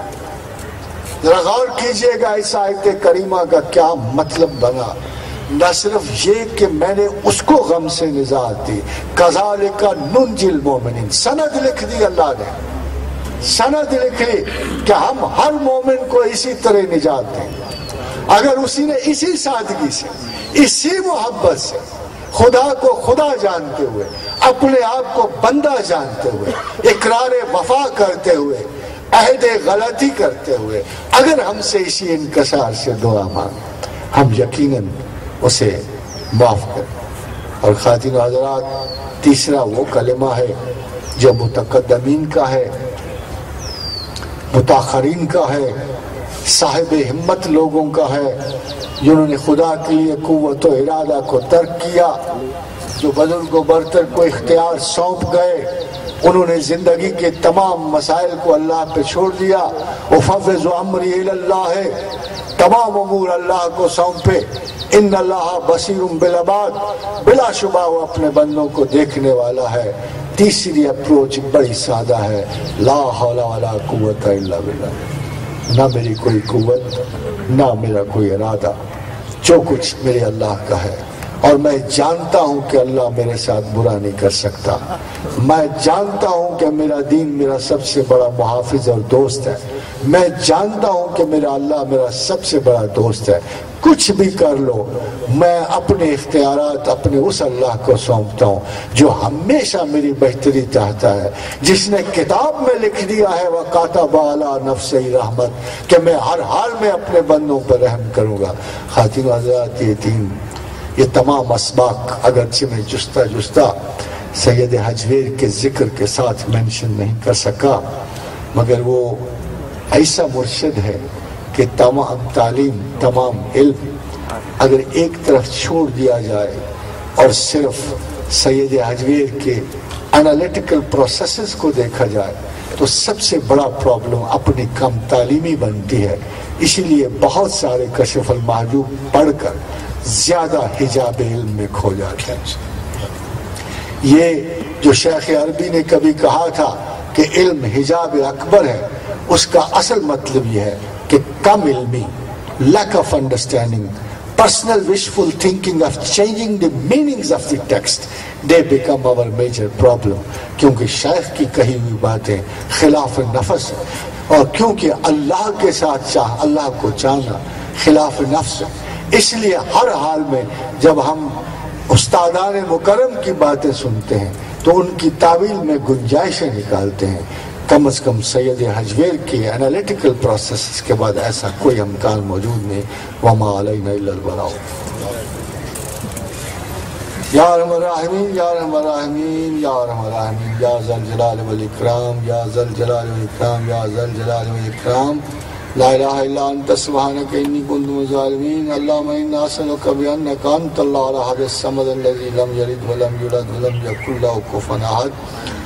اللہم انا نسألک بان لک الحمد لا الہ الا انت وحدک لا شریک لک الحنان المنان بدیع السماوات والارض یا ذا الجلال والاکرام. وإلہکم الہ واحد لا الہ الا هو الرحمن الرحیم. اللہ لا الہ الا هو الحی القیوم. الف لام میم. اللہ لا الہ الا هو الحی القیوم. اللهم اجعلني صبورا واجعلني شكورا واجعلني في عين الصغير وفي اعين الناس كبيرا. اللهم احسن عاقبتنا في الامور كلها واجرنا من خزي الدنيا وعذاب الاخره. اللهم انا نسالك العفو والعافيه. اللهم انا نعوذ بك من البرص والجنون والجذام والسيء الاسقام. اللهم انا نسالك من فضلك ورحمتك فانه لا يملكها الا انت. اللهم رب النبي محمد اغفر لي ذنبي واذهب غيظ قلبي واجرني من مزلات الفتن ما احييتنا.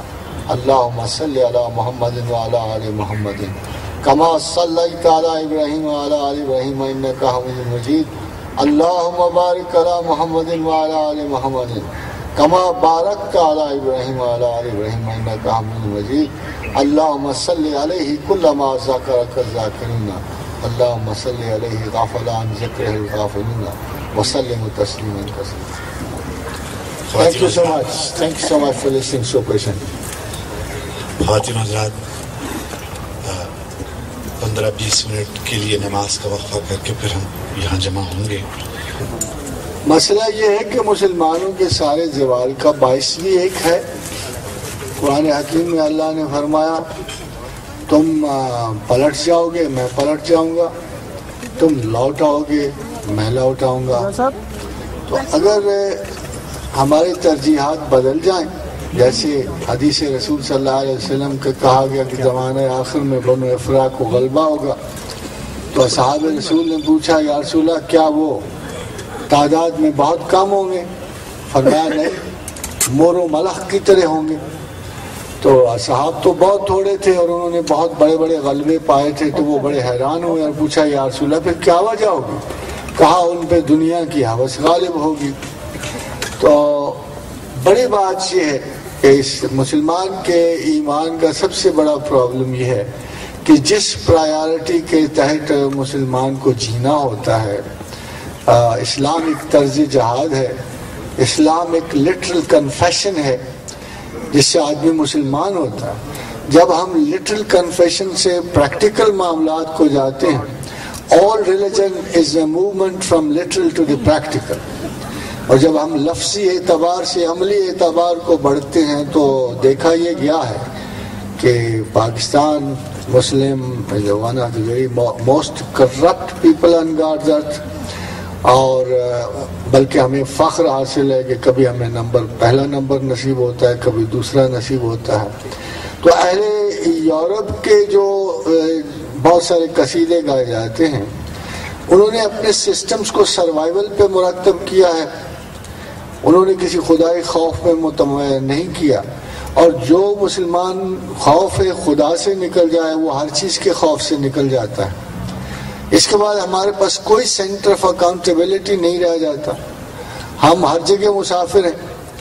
بلکہ مسلمانوں کا پھیلاؤ, ان کا آنا جانا, ان کے مختلف جگہوں پہ جانا اگر آپ غور سے دیکھو تو جیسے طارق نے کہا تھا کہ ہر ملک مل کے ماست کے مل کے خدا ماست, کہ ہر زمین اللہ کی زمین ہے اس لیے ہماری مملکت ہے. تو اس سلسلے میں ہم بہت دور آ گئے. چواں مرغے کے در صحرائے ہر شام کشائد پر بفکر آشیانہ, ہم اس پرندے کی طرح جو گھونسلے سے بہت دور آ گئے. تو اگر ہم گھونسلے کو پلٹنا چاہیں تو اس میں عافیت ہے, اخلاق ہے, طاقت ہے, قوت ہے. جب تک ہم اپنی پرائیورٹیز کو چینج نہیں کرتے, مرتب نہیں کرتے, یہی کشف المحجوب سکھاتی ہے, یہی ان کا یہ کم ترین شاگرد سکھا رہا ہے. یہی آپ کو چاہیے غور کرنا کہ ہماری اکاؤنٹیبلٹی کا سینٹر کیا ہے. وقت ہے, حکومت ہے, معاشرت ہے, قانون ہے کہ اللہ ہے. جس نے اللہ کو اکاؤنٹیبلٹی کا سینٹر جانا, خدا اس کے دل سے خوف اور حزن کو دور کر دیتا ہے.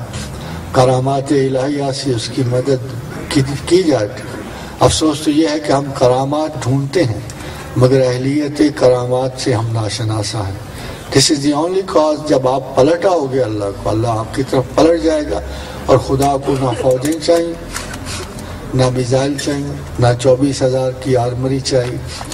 وہ تو ایک موسیٰ کے ذریعے جا کے فرعونہ مصر سلطنت کو پلٹ دے اور الٹ دے. اور انہوں نے عرض کیا کہ پروردگار اس قوم عالین کے مقابلے میں تنہا ہوں. تو کہا اچھا تجھے مجھ پہ شبہ ہوا کہ میں ایسا نہیں کر سکتا تو یہ کیوں نہیں کہتا میں تیرے ساتھ ہوں. جاؤ اللہ آپ کے ساتھ نہیں ہے. obviously جب اللہ آپ کے ساتھ ہوگا اور خدا کا کہنا ہے ولا تہنوا ولا تحزنوا کہ میرے بارے میں سستی نہ کرنا، مجھے میرے مقام سے گرا کہ تم عزت نہیں حاصل کر سکتے.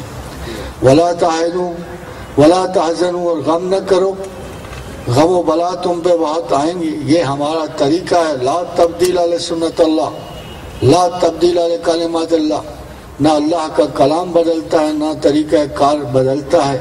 جب آپ ان طریقوں سے نکل جاؤ گے تو ہمارا وعدہ ہے وَأَنْتُمُ الْأَعْلَوْنَ إِن كُنتُم مُؤْمِنِينَ، تم ہی غالب ہو اگر ایمان والے ہو.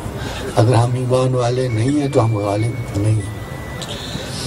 دوسرا سوال کسی ساتھی نے دیا ہے، How can we judge our set of priorities؟ Priority کو جج نہیں کرنا پڑتا. دو تین طریقے ہیں. یعنی being a small teacher today, I think میں وہی طریقہ کار آپ کو بتا سکوں جس میں ایک تنہا ایک اکیلے آدمی نے جد و جہد کی، شناخت کی، قدر کی.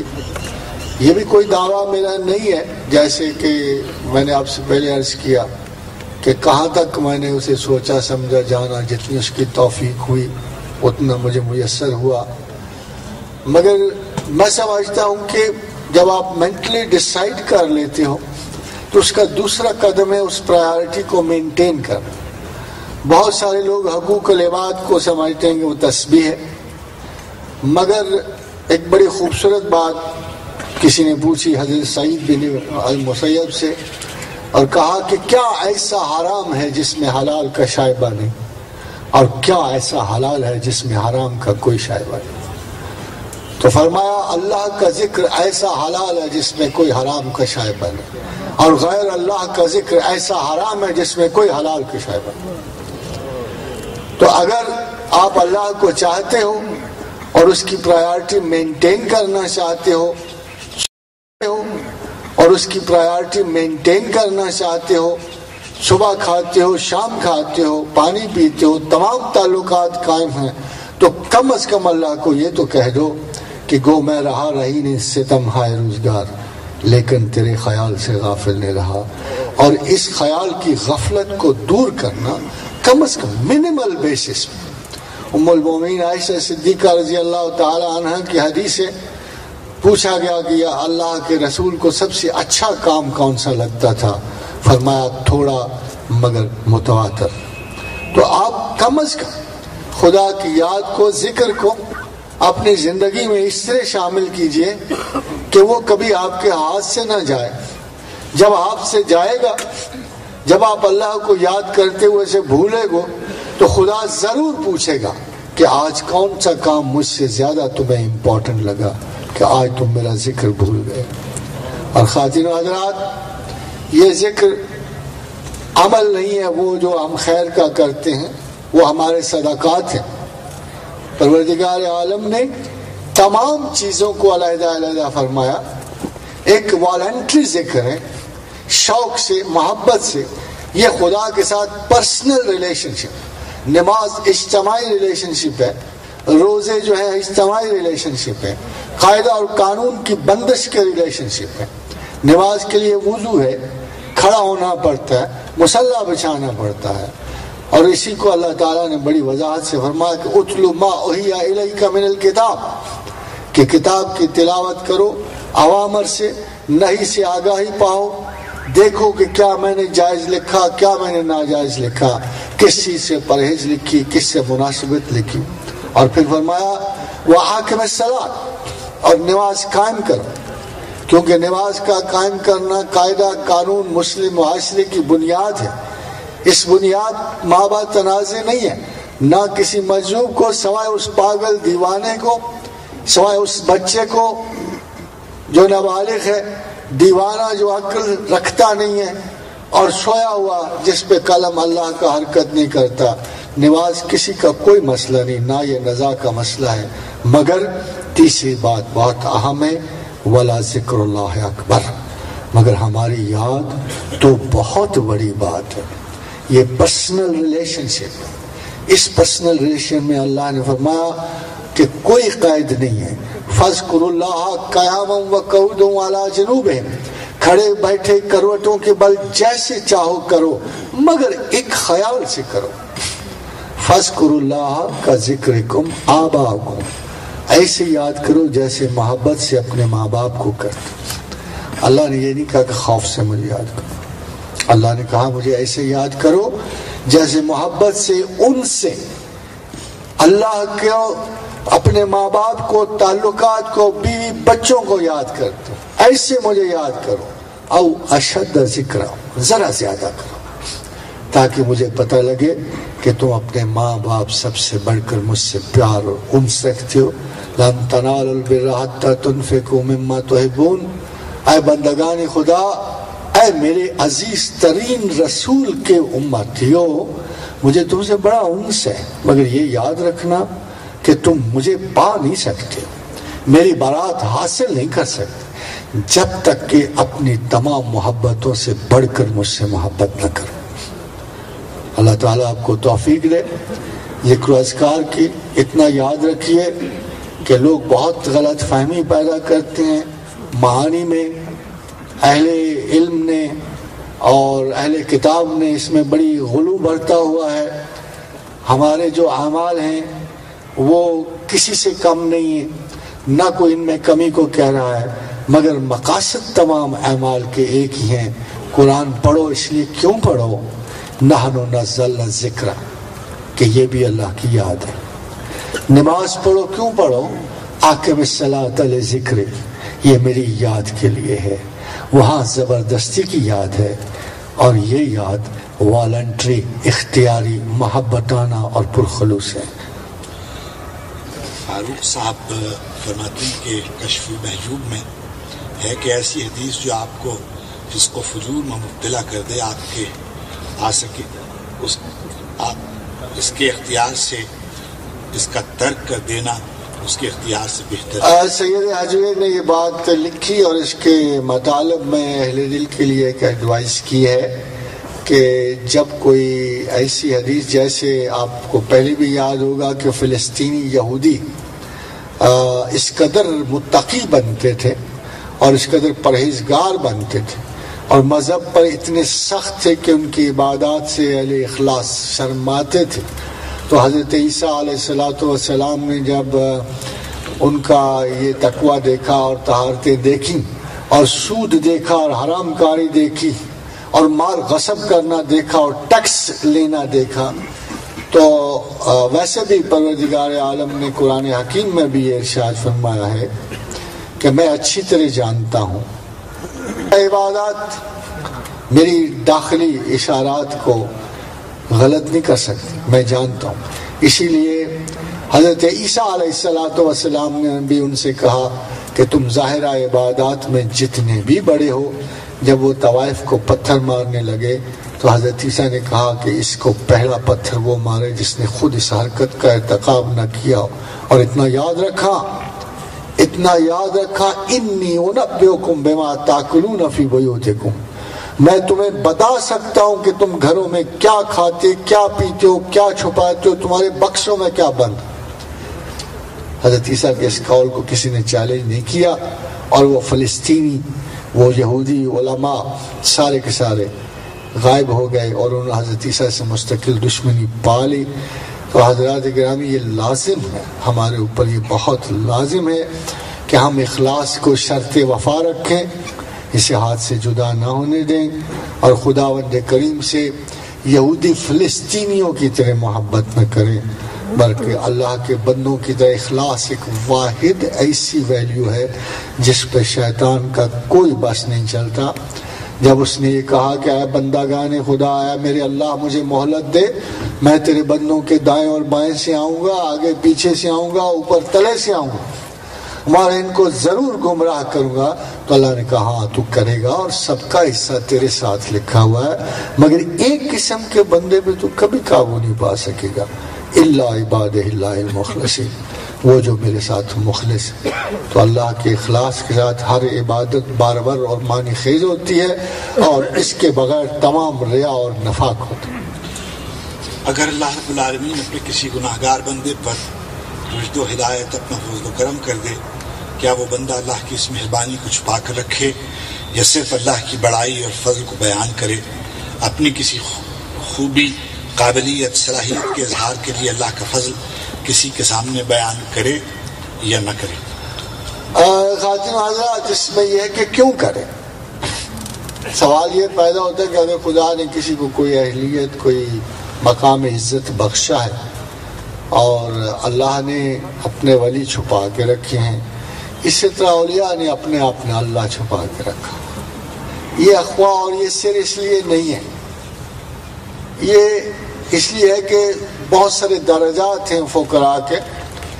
جیسے مجدد ہیں ان کو تجدید دین سونپا جاتا ہے، جیسے قطب الاولیاء ہیں جنہیں اسماء اور اشیاء سونپی جاتی ہے. جب کرم ہوگا. اور کسی نے خواجہ مہر علی رحمۃ اللہ علیہ سے ایک سوال پوچھا تھا کہ یہ جو قرآن میں آیا ہے فَاذْكُرُونِي أَذْكُرْكُمْ وَاشْكُرُوا لِي وَلَا تَكْفُرُونَ، کہ تم ہمارا ذکر کرو ہم تمہارا کریں گے اور ہمیں مانتے رہو ہمارا انکار نہ کرو، تو خدا کیسے ذکر کرتا؟ تو فرمایا کہ دیکھتے نہیں کہ اہل اللہ کے درباروں پہ کیسی رونقیں ہوتی ہیں، صبح شام قرآن پڑھے جاتے ہیں، تسبیحات ہوتی ہیں، دعائیں مانگی جاتی ہیں، یہ اصحاب سکینت اور سکون ہوتے ہیں، یہی اللہ کی یاد ہے. تو حضرات گرامی، مجھے سمجھ نہیں آتی کہ کوئی ولی کیوں اپنے آپ کو ظاہر کرے گا. یہ کوئی وجہ سمجھ نہیں آ رہی، کیونکہ جو بھی عجب ہے یا بحران ذات ہے جس کو اللہ نے عزت دینی ہے، جسے اللہ نے اپنا بندہ خاص مقرر کرنا ہے یا جسے خلق میں عزت دے، تو یہ حدیث رسول صلی اللہ علیہ وسلم قائم ہے، دائم ہے، اس کو کوئی ضرورت نہیں اپنا آپ کو ظاہر کرنے کی. اس لیے کہ خلق جس کی تحسین کرتی ہے وہ اللہ کے فضل سے کرتی ہے، مخلوق جس سے رجوع کرتی ہے وہ اللہ کے فضل سے کرتی ہے.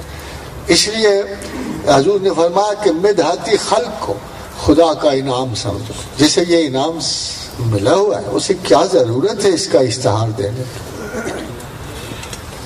آپ نے لیکچر کے شروع میں فرمایا تھا کہ اللہ کا معیار ہے اور وہ آپ کے معیار پر نہیں آئے گا. پھر آپ نے فرمایا کہ اللہ آپ کو اپنی کیپیسٹی کے مطابق چاہے عالم ہو جاہل سوال ہوگا تمہارا رب کون ہے. اور یہ پہلے حصے کا جواب مجھ پہ صرف آپ نے لازم کیا ہے کہ میں نے آپ سے عرض کیا تھا کہ میں سوال ایک دفعہ آپ کا پھر پڑھ لوں. تعلق ہے خدا آپ کے معیار پہ نہیں آئے گا، اس کا مطلب صرف یہ ہے کہ آپ ذہنی طور پہ خدا کو وہ خدا کی وہ حیثیت مجروح نہ کرو جو اس کی ہے. How would a prime minister sit on a peon's chair؟ اس تفنن تو ہو سکتا ہے، مگر کیا سیریسلی کوئی یہ سوچ سکتا ہے کہ صدر مملکت آتے ہوئے اپنی چپراسی کی کرسی پہ بیٹھ جائیں گے اور چپراسی کو اپنی کرسی پہ بٹھا دیں گے؟ یہ ہو نہیں سکتا کہ آپ خلاق عالم کو اور عالم الغیب و شہادت کو اور کائناتوں کے خالق کو آپ اس سے لوور پوزیشن پہ ایڈجسٹ کرو. یہ اجتہادی غلطی نہیں ہے، فاش ترین غلطی ہے، احمق ترین قدم ہے جو ہم اللہ کے سلسلے میں اٹھاتے ہیں. آپ مینٹلی کم از کم بالکل کلیئر اور واضح ہو جاؤ کہ اللہ ترجیح اول ہے، اس کائنات میں اس کی حیثیت کے مطابق اس کو ٹریٹ کرنا ہے. ہم نے اس کی بندگی کا اعلان کرتے ہوئے اس سے بڑی کوئی چیز نہیں سمجھنی. تو مجھے یقین ہے انشاءاللہ تعالی العزیز کہ آپ اگر ذہناً یہ غلطی دور کر لو گے تو آپ باقی سوال کے بھی اہل ہو جاؤ گے. میم شفق صاحب فرماتے ہیں کہ جس پہ سبار نے گرانی کی اس کو یہ ناتواں اٹھا لایا، لیکن اللہ تعالیٰ نے انسان کو ظلوماً جہولا کہا ہے. اس کی تشریح حضرات گرامی، ظالم اور جاہل کی تعریفیں اور تفاسیر تو آپ نے بڑی پڑھی ہیں، مگر میرے نزدیک ایک بڑی سمپل سی ایک ڈیفینیشن ہے کہ جب اتنی بڑی دولت علمی آئے، عرضنا الامانۃ علی السماوات والارض والجبال ہے کہ جب یہ دولت اور امانت علم و فکر جب انسانوں کو دی جا رہی تھی تو اس سے پہلے باقی مخلوقات کو بھی پیش کی گئی، ملائکہ کو بھی دی گئی، بتایا گیا کہ میاں یہ تم لے لو، مگر اس کے عوض عذاب جہنم بھی دکھا دیا گیا کہ یہ بھی مل سکتا ہے۔ تو اسی طرح پہاڑوں اور پہاڑوں کی مخلوقات کو، آسمانوں اور آسمانوں کی مخلوقات کو، تمام کائنات کی مخلوقات کو یہ دولت علم پیش کی، مگر رزق کسی نے نہیں لیا۔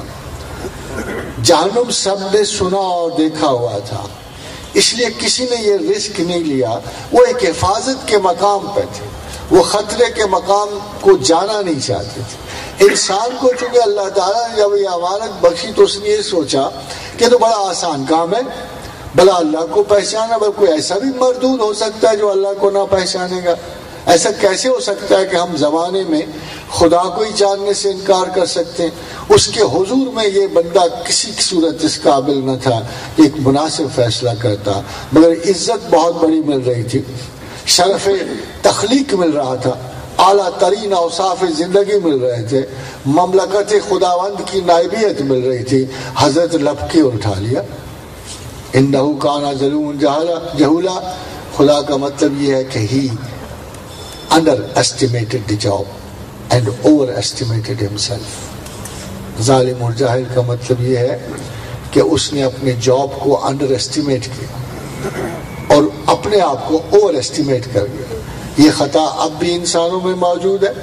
6 ارب انسانوں میں 5 ارب خدا سے بالکل غیر منسلک۔ البالہ ان سے پوچھو، اگر ان کو بھی تلقین ادب ہوتی، ان کو بھی شرافت علمیہ سے سرفراز کیا جاتا، رسل سے پوچھا جاتا، کان سے، بگسان سے، نٹ سے، فرشتے سے پوچھا جاتا کہ بھلا ہے دانشورو وہ وعدہ کہاں گیا، تو آپ دیکھو گے کہ اللہ تعالیٰ نے انٹلیکچوئل علمی ججمنٹ دی ہے کہ انہو کان ظلوما جہولا، he has not been able to come up to the task۔ بحیثیت مجموعی آپ کو دیکھنا ہے، ایک آدھ انسان جو ہے جو وقت اور قدر کا مالک ہے اس کی حیثیت سے نہیں دیکھنا، 6 بلین انسانوں کی ریفرنس سے آپ کو دیکھنا ہے کہ 5.5 بلین جو لوگ ہیں خدا سے غافل ہیں، جو تھوڑے بہت مسلمان آگاہ ہیں وہ خدا سے اس کا نام ضرور جانتے ہیں، اس کا نام ضرور جانتے ہیں، مگر حقیقت میں ان کا خدا کون ہے یہ خدا ہی جانتے ہیں۔ آپ لوگ یہ اصل میں سوال آج کے لیکچر سے متعلق نہیں ہے، مگر کیونکہ آ گیا میں پڑھ دیتا ہوں، میں نے پہلے بھی گزارش کی تھی۔ آپ لوگوں کو تسبیحات بتاتے ہیں، اس میں کیا حقیقت ہے اور کس درجے تک آدمی؟ تسبیحات کا کوئی ایک تو اس لیے کہ لوگوں کو یہ عادت ہوتی ہے، وہ جاننا چاہتے ہیں کہ خدا کے رستے کو، آغاز کو، محبت کے سفر کو شروع کیسے کریں۔ تو حضرات گرامی بات یہ ہے کہ محبت کا صرف ایک امتحان ہے، وصال محبت کا امتحان نہیں ہوتا۔ تو نمیدانی ہنوز شوق بے میرز وصل، وصل میں تو محبت رہتی کوئی، تعلق اور پوزیشن رہ جاتا، فراق میں محبت ہوتی، اور فراق میں پتہ لگتا ہے کہ کون کسے کتنا چاہتا ہے۔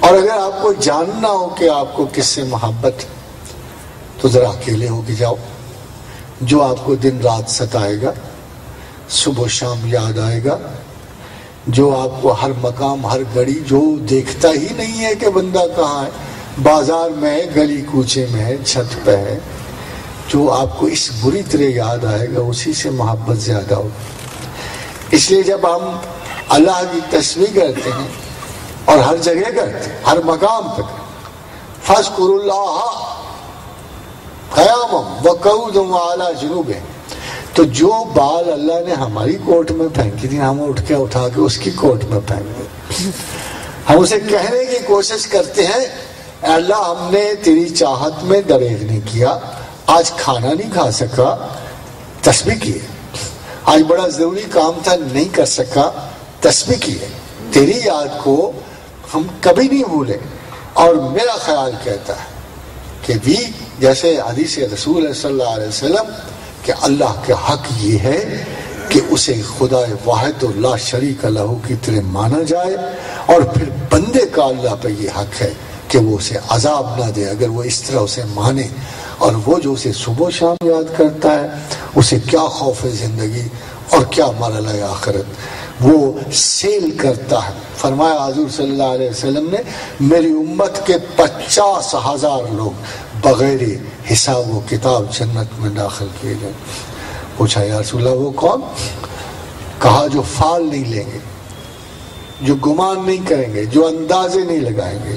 یہ وہی لوگ کر سکتے ہیں جو ہر وقت اللہ کو چاہیں گے، اللہ کا ذکر کریں گے۔ ان کی صبح مشاء فسبحان اللہ حین تمسون و حین تصبحون، صبح بھی اسے یاد کرو، شام کو بھی کرو، وعشیا و حین تظہرون، اور شام اور ظہر یہ سارے یاد کے وقت ہیں۔ تپتی ہوئی دھوپ بھی اللہ کی یاد کا وقت ہے، اور کڑاکے کے جاڑے کی سردی بھی اللہ کی یاد کا وقت ہے، بہار بھی اللہ کی یاد کا وقت ہے۔ بہار خزاں اگر حضور خداوند کے ساتھ ہو تو بہار بن جاتی ہے، اور بہار نظر تغافل ہوئی خزاں ٹھہری۔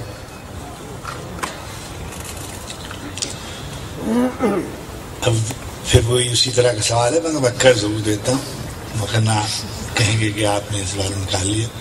امریکہ ایران پہ حملہ کرے گا کہ نہیں؟ حضرات گرامی، میرے نزدیک ایران پہ حملہ مشکوک، میں اس کی بڑی سادہ سی ایک ریزننگ رکھتا ہوں جو آپ تک پہنچا، آپ کو معقول لگے تو بتا دیجیے گا۔ بات یہ ہے کہ افغانستان میں بات ہو گیا، یہ بات امریکہ جن لوگوں کی مدد سے حکومت کر رہا ہے وہ موسٹلی یعنی ایران کے انفلوئنس میں شیعہ ٹرائبز ہیں۔ اسی طرح عراق میں جن لوگوں کی مدد سے وہ حکومت بنانے کی کوشش کر رہا ہے وہ بھی اثنا عشری شیعہ ٹرائبز ہیں، کرد بھی شیعہ ہیں۔ اب دنیا میں کوئی ایسا ریزنیبل انسان تو نہیں ہوگا، اور وہ شہر تو بڑا احمق، مگر میرے خیال حماقت کی ایسی انتہا شاید چھونے سے گریز کرے کہ جن لوگوں کی وجہ سے وہ ان دونوں ملکوں میں حکومت کر رہا ہے اس کے باس کو ناراض کر دے۔ ظاہر ہے کہ ایران پہ حملے کی صورت میں افغانستان اور عراق میں اس کے ساتھ ایک شخص بھی نہیں رہے گا، اور میرے خیال جو تباہی دیر سے آنی ہے امریکہ پہ بہت پہلے آ جائے گی۔ تو I don't think Iran will ever be attacked,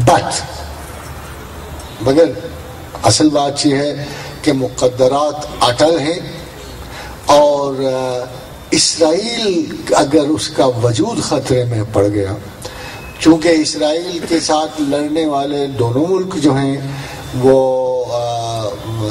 دروزی شیعہ ہیں جیسے شام میں، اور ان میں سنی بھی شامل ہیں، اسی طرح لبنان کے حزب اللہ جو ہے، یہ تمام بڑے اسٹرانگ ایرانین انفلوئنس کے گروپس ہیں۔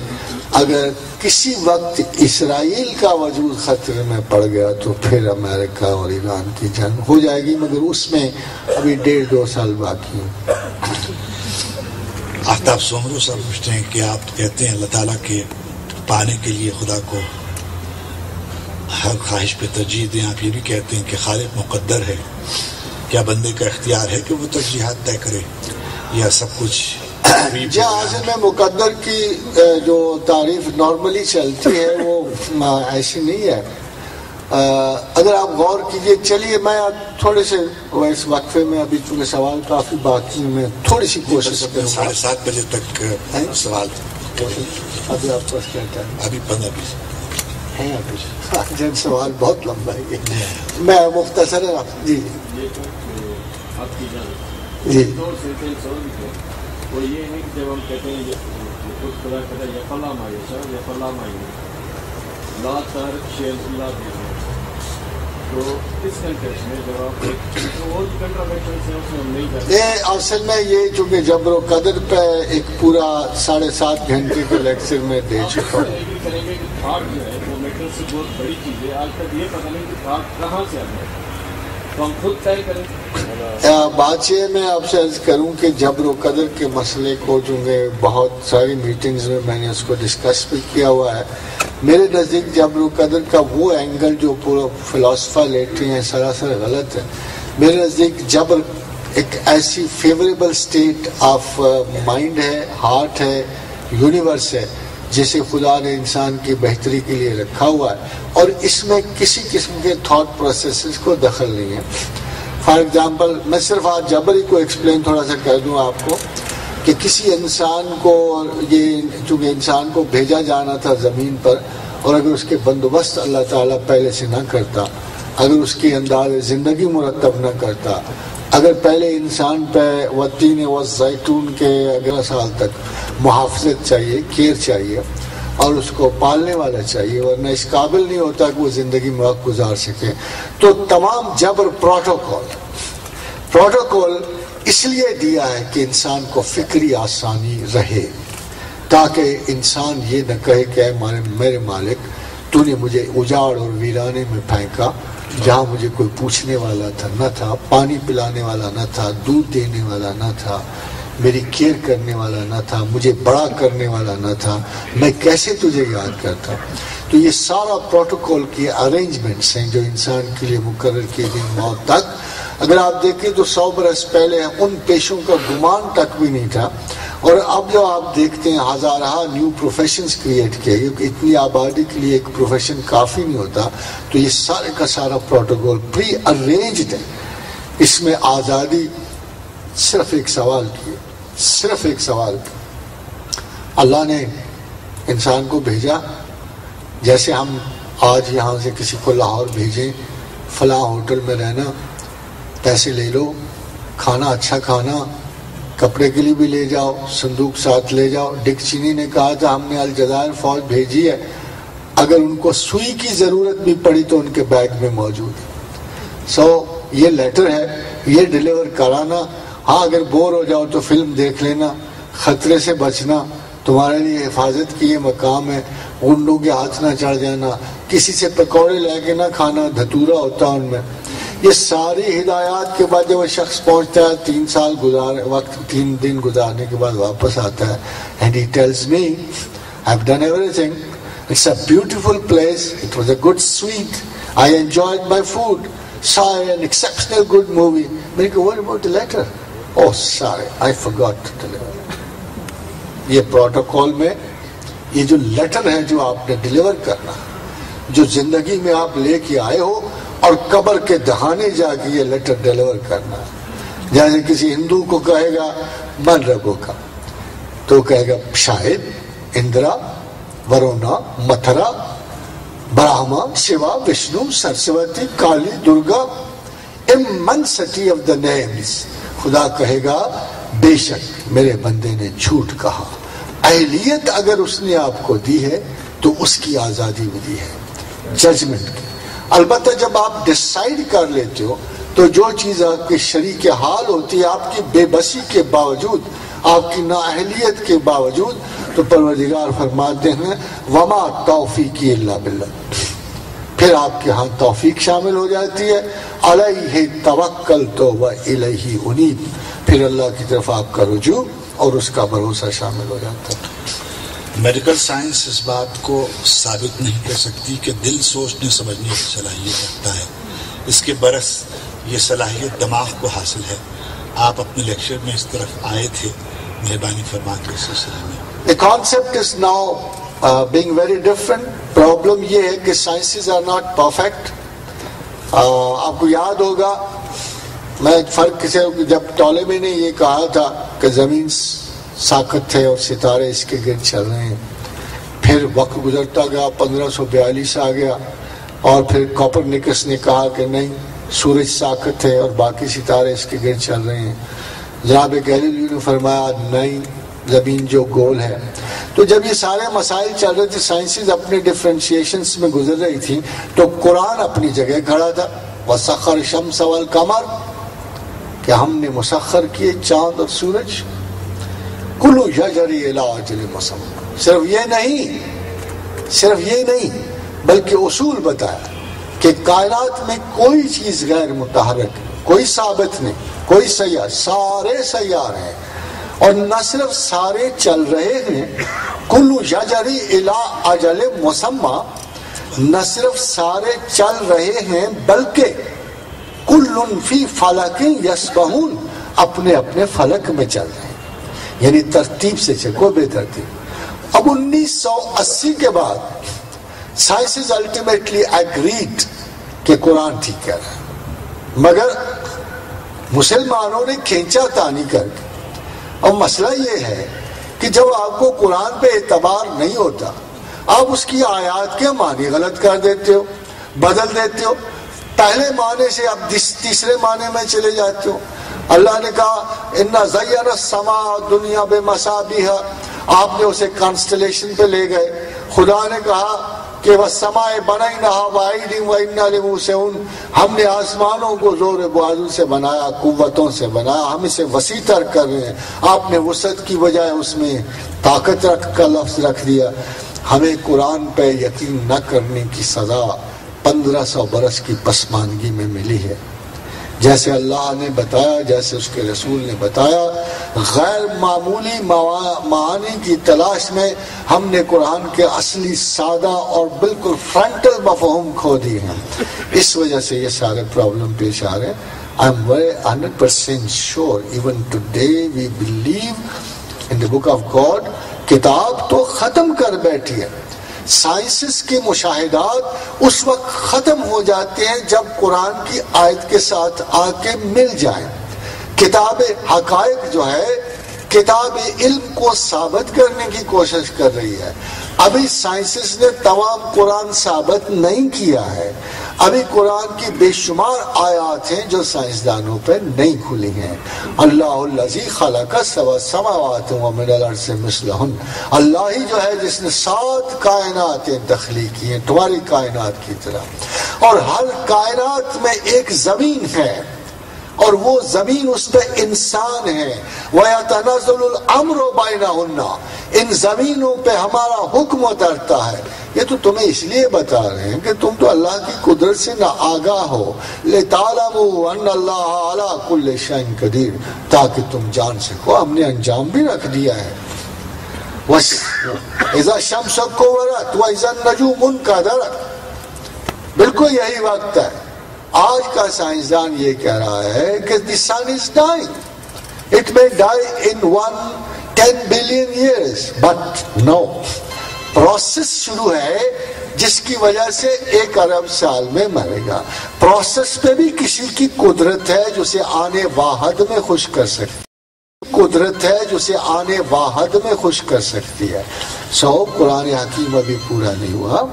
بے شمار آیات معانی کی محتاج ہیں، بے شمار آیات حقائق کی ہمیں سمجھنا.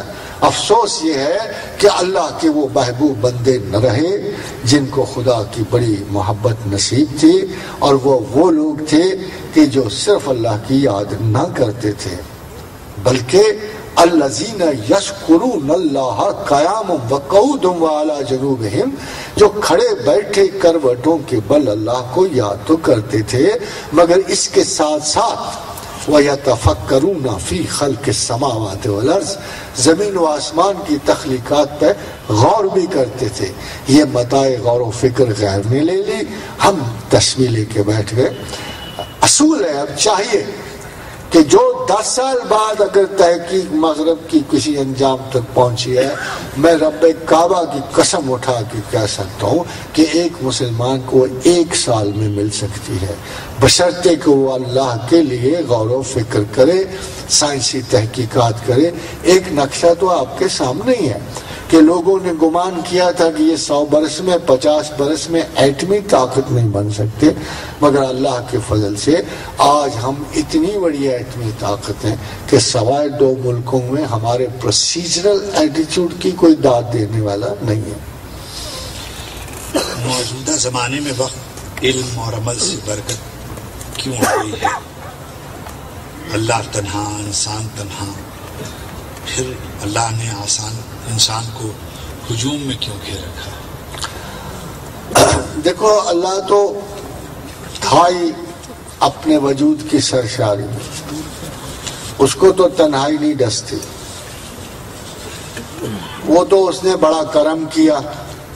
میں آج سوچتا ہوں ہم بایولوجیکل کریچر ہوتے، پیدا ہوتے، جیسے جانور مرتے ہم مرتے، زندگی پوری کرتے. اسی لیے فلسفہ وجودیت پیدا ہوا اس ایبسرڈٹی آف روٹین کی وجہ سے، وہ البرٹ کامو ہو، ژان پال سارتر ہو، کیرکیگارڈ ہو، زندگی کی یہ بے مصرف وجودیت جو ہماری گزر رہی تھی، پیدا ہونا، تھوڑا بہت کھانا پینا، بال بچے پیدا کرنا، جس اینیملسٹک روٹین میں اگر یہ کوئی ذہین بھی ہو گیا تو اس نے کیا کمال کر دیا۔ کسی کی دانشوری نے کیا اسے موت کی چنگل سے چھین لیا۔ سیسیفس کی ٹیل آپ کو یاد ہے، جس نے موت کو دھوکہ دیا اور اس کو سزا دی دیوتاؤں نے، اولمپک کے گاڈز نے، سو کالڈ، کہ زمین سے پتھر اٹھاؤ، پہاڑ کی چوٹی تک لے جاؤ۔ جب چوٹی تک پہنچتا پتھر پھر گر پڑتا تھا۔ یہ بے مصرف زندگی، یہ بوریت، اس کو 3 لفظوں میں آپ بیان کر سکتے ہو: ہارر، بورڈم اینڈ گلوری۔ یہ ہارر ہے لائف کا جو ہم پہ عائد کیا گیا، یہ بورڈم ہے روٹین کی جس سے بچ کے ہم نہیں سکتے، اور گلوری خود فریبی ہے جو ہم اپنے آپ کو ترقی کی صورت میں دیتے رہتے ہیں۔ یہ ایک روٹین سے لائف کی، بٹ فار گاڈ، الحمدللہ اس پر یقین رکھنا سب سے بڑی امید ہے۔ سب سے بڑی امید جو سینہ انسان میں زندہ ہوتی، اس کا خوف نہیں، امید، وہ ہمیں ایک طویل زندگی کی بشارت دیتا، وہ ہمیں زندگی کی عجیب و غریب نعمتوں کی بشارت دیتا۔ اور مانگتا کیا ہے جواب؟ کچھ بھی نہیں، کچھ بھی نہیں مانگتا۔ فرمایا رسول اللہ صلی اللہ علیہ وسلم نے، حدیث ابو ذر ہے، حدیث معاذ بن جبل، ابو ہریرہ ہے، سب کی حدیث ہے۔ ایک سمپل کال، جس نے دل سے ایک مرتبہ لا الہ الا اللہ کہہ دیا، محمد رسول اللہ کہہ دیا، اس پہ ہمیشہ کے لیے نار دوزخ حرام کر دیا۔ کیوں نہیں آپ کو اعتبار آتا؟ کیوں نہیں یقین آتا؟ فرمایا رسول اللہ صلی اللہ علیہ وسلم، یہ حدیث قدسی ہے کہ جبریل امی ایک غیر مہذب نالائق مجرم پیشہ سخت مجہول العلم شخص کا کیس لے کے آئے کہ کتاب گناہ میں اس نے اول و آخر کسی نیکی کو دخل نہیں دیا۔ تو کہا اب کیا کہتا؟ فرمایا پروردگار توبہ کر رہا ہے۔ اس کو اچھا کیوں کر رہا ہے؟ جبریل نے کہا خداوند یہ جانتا ہے کہ تو معاف کرنے والا ہے۔ اسے کہا یہ جانتا ہے، اس کو معاف کر دو، ٹھیک ہے۔ دوبارہ گناہ کیا، دوبارہ جبریل کو بڑی چڑ چڑ، اے پروردگار تو نے معاف کیا تھا، اس نے دوبارہ گناہ کیا، کیوں کیا ہے جبریل؟ اب کیا چاہتا ہے؟ کہتے پھر توبہ کرتا ہے۔ کہتے تو یہ پھر مجھے سے توبہ کرتا ہے؟ کہا ہاں آپ ہی سے کرتا ہے۔ کہتا یہی ہے کہ اللہ ہی معاف کرنا۔ کہا اس کو قوم نے سے معاف کر دیا۔ تھوڑا عرصہ گزرا، پھر تشریف لے آئے۔ جبریل نے کہا اللہ میاں اب نہیں اس کو بخشنے کیا، یہ تو پھر گناہ کر کے آیا ہے۔ تو اللہ نے کہا یار یہ تو بہت پکی طرح اس کو پتا ہے کہ میں ہی معاف کرنے والا ہوں، اس کو کوئی چل تیرے سارے گناہ معاف کر۔ حضرات گرامی، داستان نہیں ہے، حدیث قدسی ہے، پختہ ترین حدیث۔ سوال یہ پیدا ہوتا ہے اس میں نکتہ کیا نکلا، کیا بات نکلی؟ ایک اور حدیث اس پر بھی سن لی، اتنا گنہگار کہ رات کی سیاہی اس سے پناہ مانگتی تھی۔ تو جب مر گیا تو اس نے کہا کام تو ایک بھی میں نے زندگی میں نیکی کا نہیں کیا، حضور یار غریبان تار تار ہے، کیا لے کے جاؤں گا؟ تو اس نے کہا میری لاش جلا دینا، مٹی علیحدہ علیحدہ کر دے، کسی کو پہاڑ پہ پھینکنا، کسی کو دریا میں، کسی کو صحراؤں کی ریگزار میں ملا دینا۔ خدا نے ہر چیز کو حکم دیا اسے اکٹھا کرو، جس کے پاس اس کا جو حق ہے واپس کر، اسے وجود مکمل میں ڈھالا کہ اے بندے اتنی بھاگ توڑ، گریز، اتنی پردہ داری کیوں؟ یہ تو نے ایسا کیا کیوں؟ فرمایا پروردگار تیرے پاس لانے کے لیے ایک نیکی بھی نہ تھی۔ کہا اللہ نے یار یہ تو بتاؤ یہ میری وجہ سے کیا تو نے؟ کہا پروردگار تجھ سے ڈرتا تھا، مجھے پتا تھا تو ہے، میں تجھ سے ڈرتا تھا، مجھے پتا تھا کہ میں نے تیرے حضور جانا ہے۔ کہتے اتنے اچھے یقین والے کو میں کیسے سزا دے سکتا ہوں، جا تجھے میں نے بخش دیا۔ خاطر حضرات دونوں احادیث کو آپ دیکھیے، یہ مولویانہ احادیث نہیں ہے، اس میں ایک پہلو کامن ہے کہ somebody for sure knows that he has God somewhere. اس میں ایک چیز یقینی ہے کہ انسان کو حتمی یقین ہے کہ جو خطا و نسیان جو میں نے کی سو کی، مگر کوئی میرا پیچھے بخشنے والا موجود ہے. یہ فیتھ اللہ کو چاہیے آپ سے. کل یا عبادی الذین اسرفوا علی انفسہم، اے بندگان خدا، اے پیغمبر کریم، ان لوگوں سے کہہ دو تم نے بڑے گناہ کی. کتنے گناہ کیے؟ کتنے گناہ کیے؟ 60-70 برس میں آپ کتنے گناہ کر لو گے؟ کیا ٹریلین اور ٹریلین اور حد و حساب سے باہر کائنات کی اس رحمت کو تم گزند پہنچا لو گے اپنے 60 سالوں کے گناہوں سے؟ آپ خود غور تو کرو کہ جو شخص یہ کہے کہ میرے گناہ نہیں بخشے جائیں گے، وہ اللہ پہ کتنی گستاخی ذہن کر رہا ہے. یہ اس بے پناہ وسعت و بے قرار رحمت کے عوض آپ اسے 60 سال کے گناہ شو کر رہے ہیں. تو خدا کہتا ہے کل یا عبادی الذین اسرفوا علی انفسہم، ان سے کہہ دے بہت خطائیں ہوئی تم سے، بہت گناہ کی، سب سے بڑا گناہ نہ کر بیٹھنا. لا تقنطوا من رحمت اللہ، اللہ کی رحمت سے مایوس نہ ہونا. کسی کو بخشنے والا سمجھنا، کسی کو دیکھنا کہ وہ تمہیں معاف کر سکتا ہے. میں نے پیدا کیا، میرا حق ہے سزا و جزا کا. جو مجھے مانے گا، جو مجھ پہ یقین رکھے گا، میں اسے ضرور معاف کروں گا. اس کے ان اللہ دیکھو قرآن کے لفظ سادہ ہیں، ایڈیشن کوئی نہیں ہے. ان اللہ یغفر الذنوب جميعا، قانون ہے یہ، پورا قانون ایک آیت میں قانون ہے. ان اللہ یغفر الذنوب جميعا، بے شک اس میں کوئی شک نہ لانا، تمہارا اللہ تمہارے تمام گناہ معاف کر دے. جميعا اصول ہے، جیسے سائنس کا لا ہے، جیسے ایووگاڈروز ہائپوتھیسس ہے، گیسیس والیومز کے لا ہیں، جیسے زمین کے کشش ثقل کے لا ہیں. یہ قانون حیات زندگی ہے، یہ قانون حیات انسان ہے، یہ مغفرت کا ایک بنیادی قانون ہے. ان اللہ یغفر الذنوب جميعا. کیوں کہتے پھر میں کیسے ہو سکتا ہوں انہ هو الغفور الرحیم؟ میں پھر کیسے، اگر میں یہ نہ کروں تو میں پھر غفور و رحیم کہے گا؟ تم میری صفت کمزور کرتے ہو، مجھے اپنے گناہ سے میری رحمت کو قید کرتے ہو. یہ بحران عقل تمہارا ہے، میری طرف سے کوئی کمی نہیں. مگر حضرات گرامی، محبت نفاق کی قاتل ہے. محبت محبوب کے کام کے بغیر کچھ کرنے نہیں دیتی. جس کو اللہ سے انس ٹھہرے گا اسے نماز عزیز ہوگی. لفظ لیبر از سویٹ، اور اس کے بغیر سب مشقت ہے. محبت کی محنت ہی آسان ہے. ادب اسی کو کہتے ہیں. بڑی خوبصورت بات تصوف میں سید حجویر نے فرمائی کہ ادیب وہ نہیں جو علم والا ہو.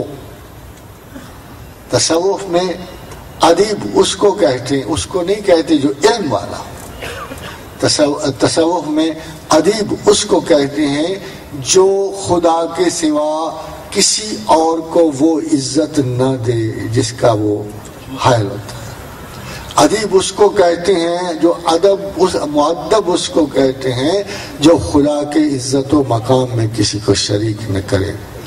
اور ایک آخری حدیث آپ کے پیش نظر ہے.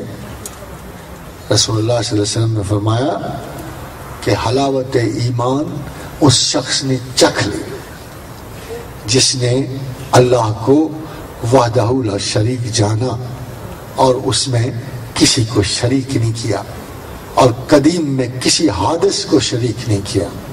شیخ حجویر نے فرمایا کہ وہ قدیم ہے اور اس قدیم میں کسی حادث کو شریک نہ کرو. سو اللہ کے رسول نے فرمایا کہ جس نے خدا کو لا شریک لہ جانا اس نے ایمان کی حلاوت چکھ لے. اور جس نے مجھے فرمایا محمد رسول اللہ صلی اللہ علیہ وسلم نے فدا ابی و امی کہ جس نے مجھے اپنی جان و مال ہر چیز سے زیادہ چاہا وہ اس نے ایمان کی حلاوت چکھ لی. ایک بدو نے حدیث مسلم ہے کہ آ کے پوچھا یا رسول اللہ صلی اللہ علیہ وسلم کب قیامت آئے گی, قیامت کب آئے گی؟ کہا کیوں, کیا تو نے نمازیں بہت پڑھی ہیں؟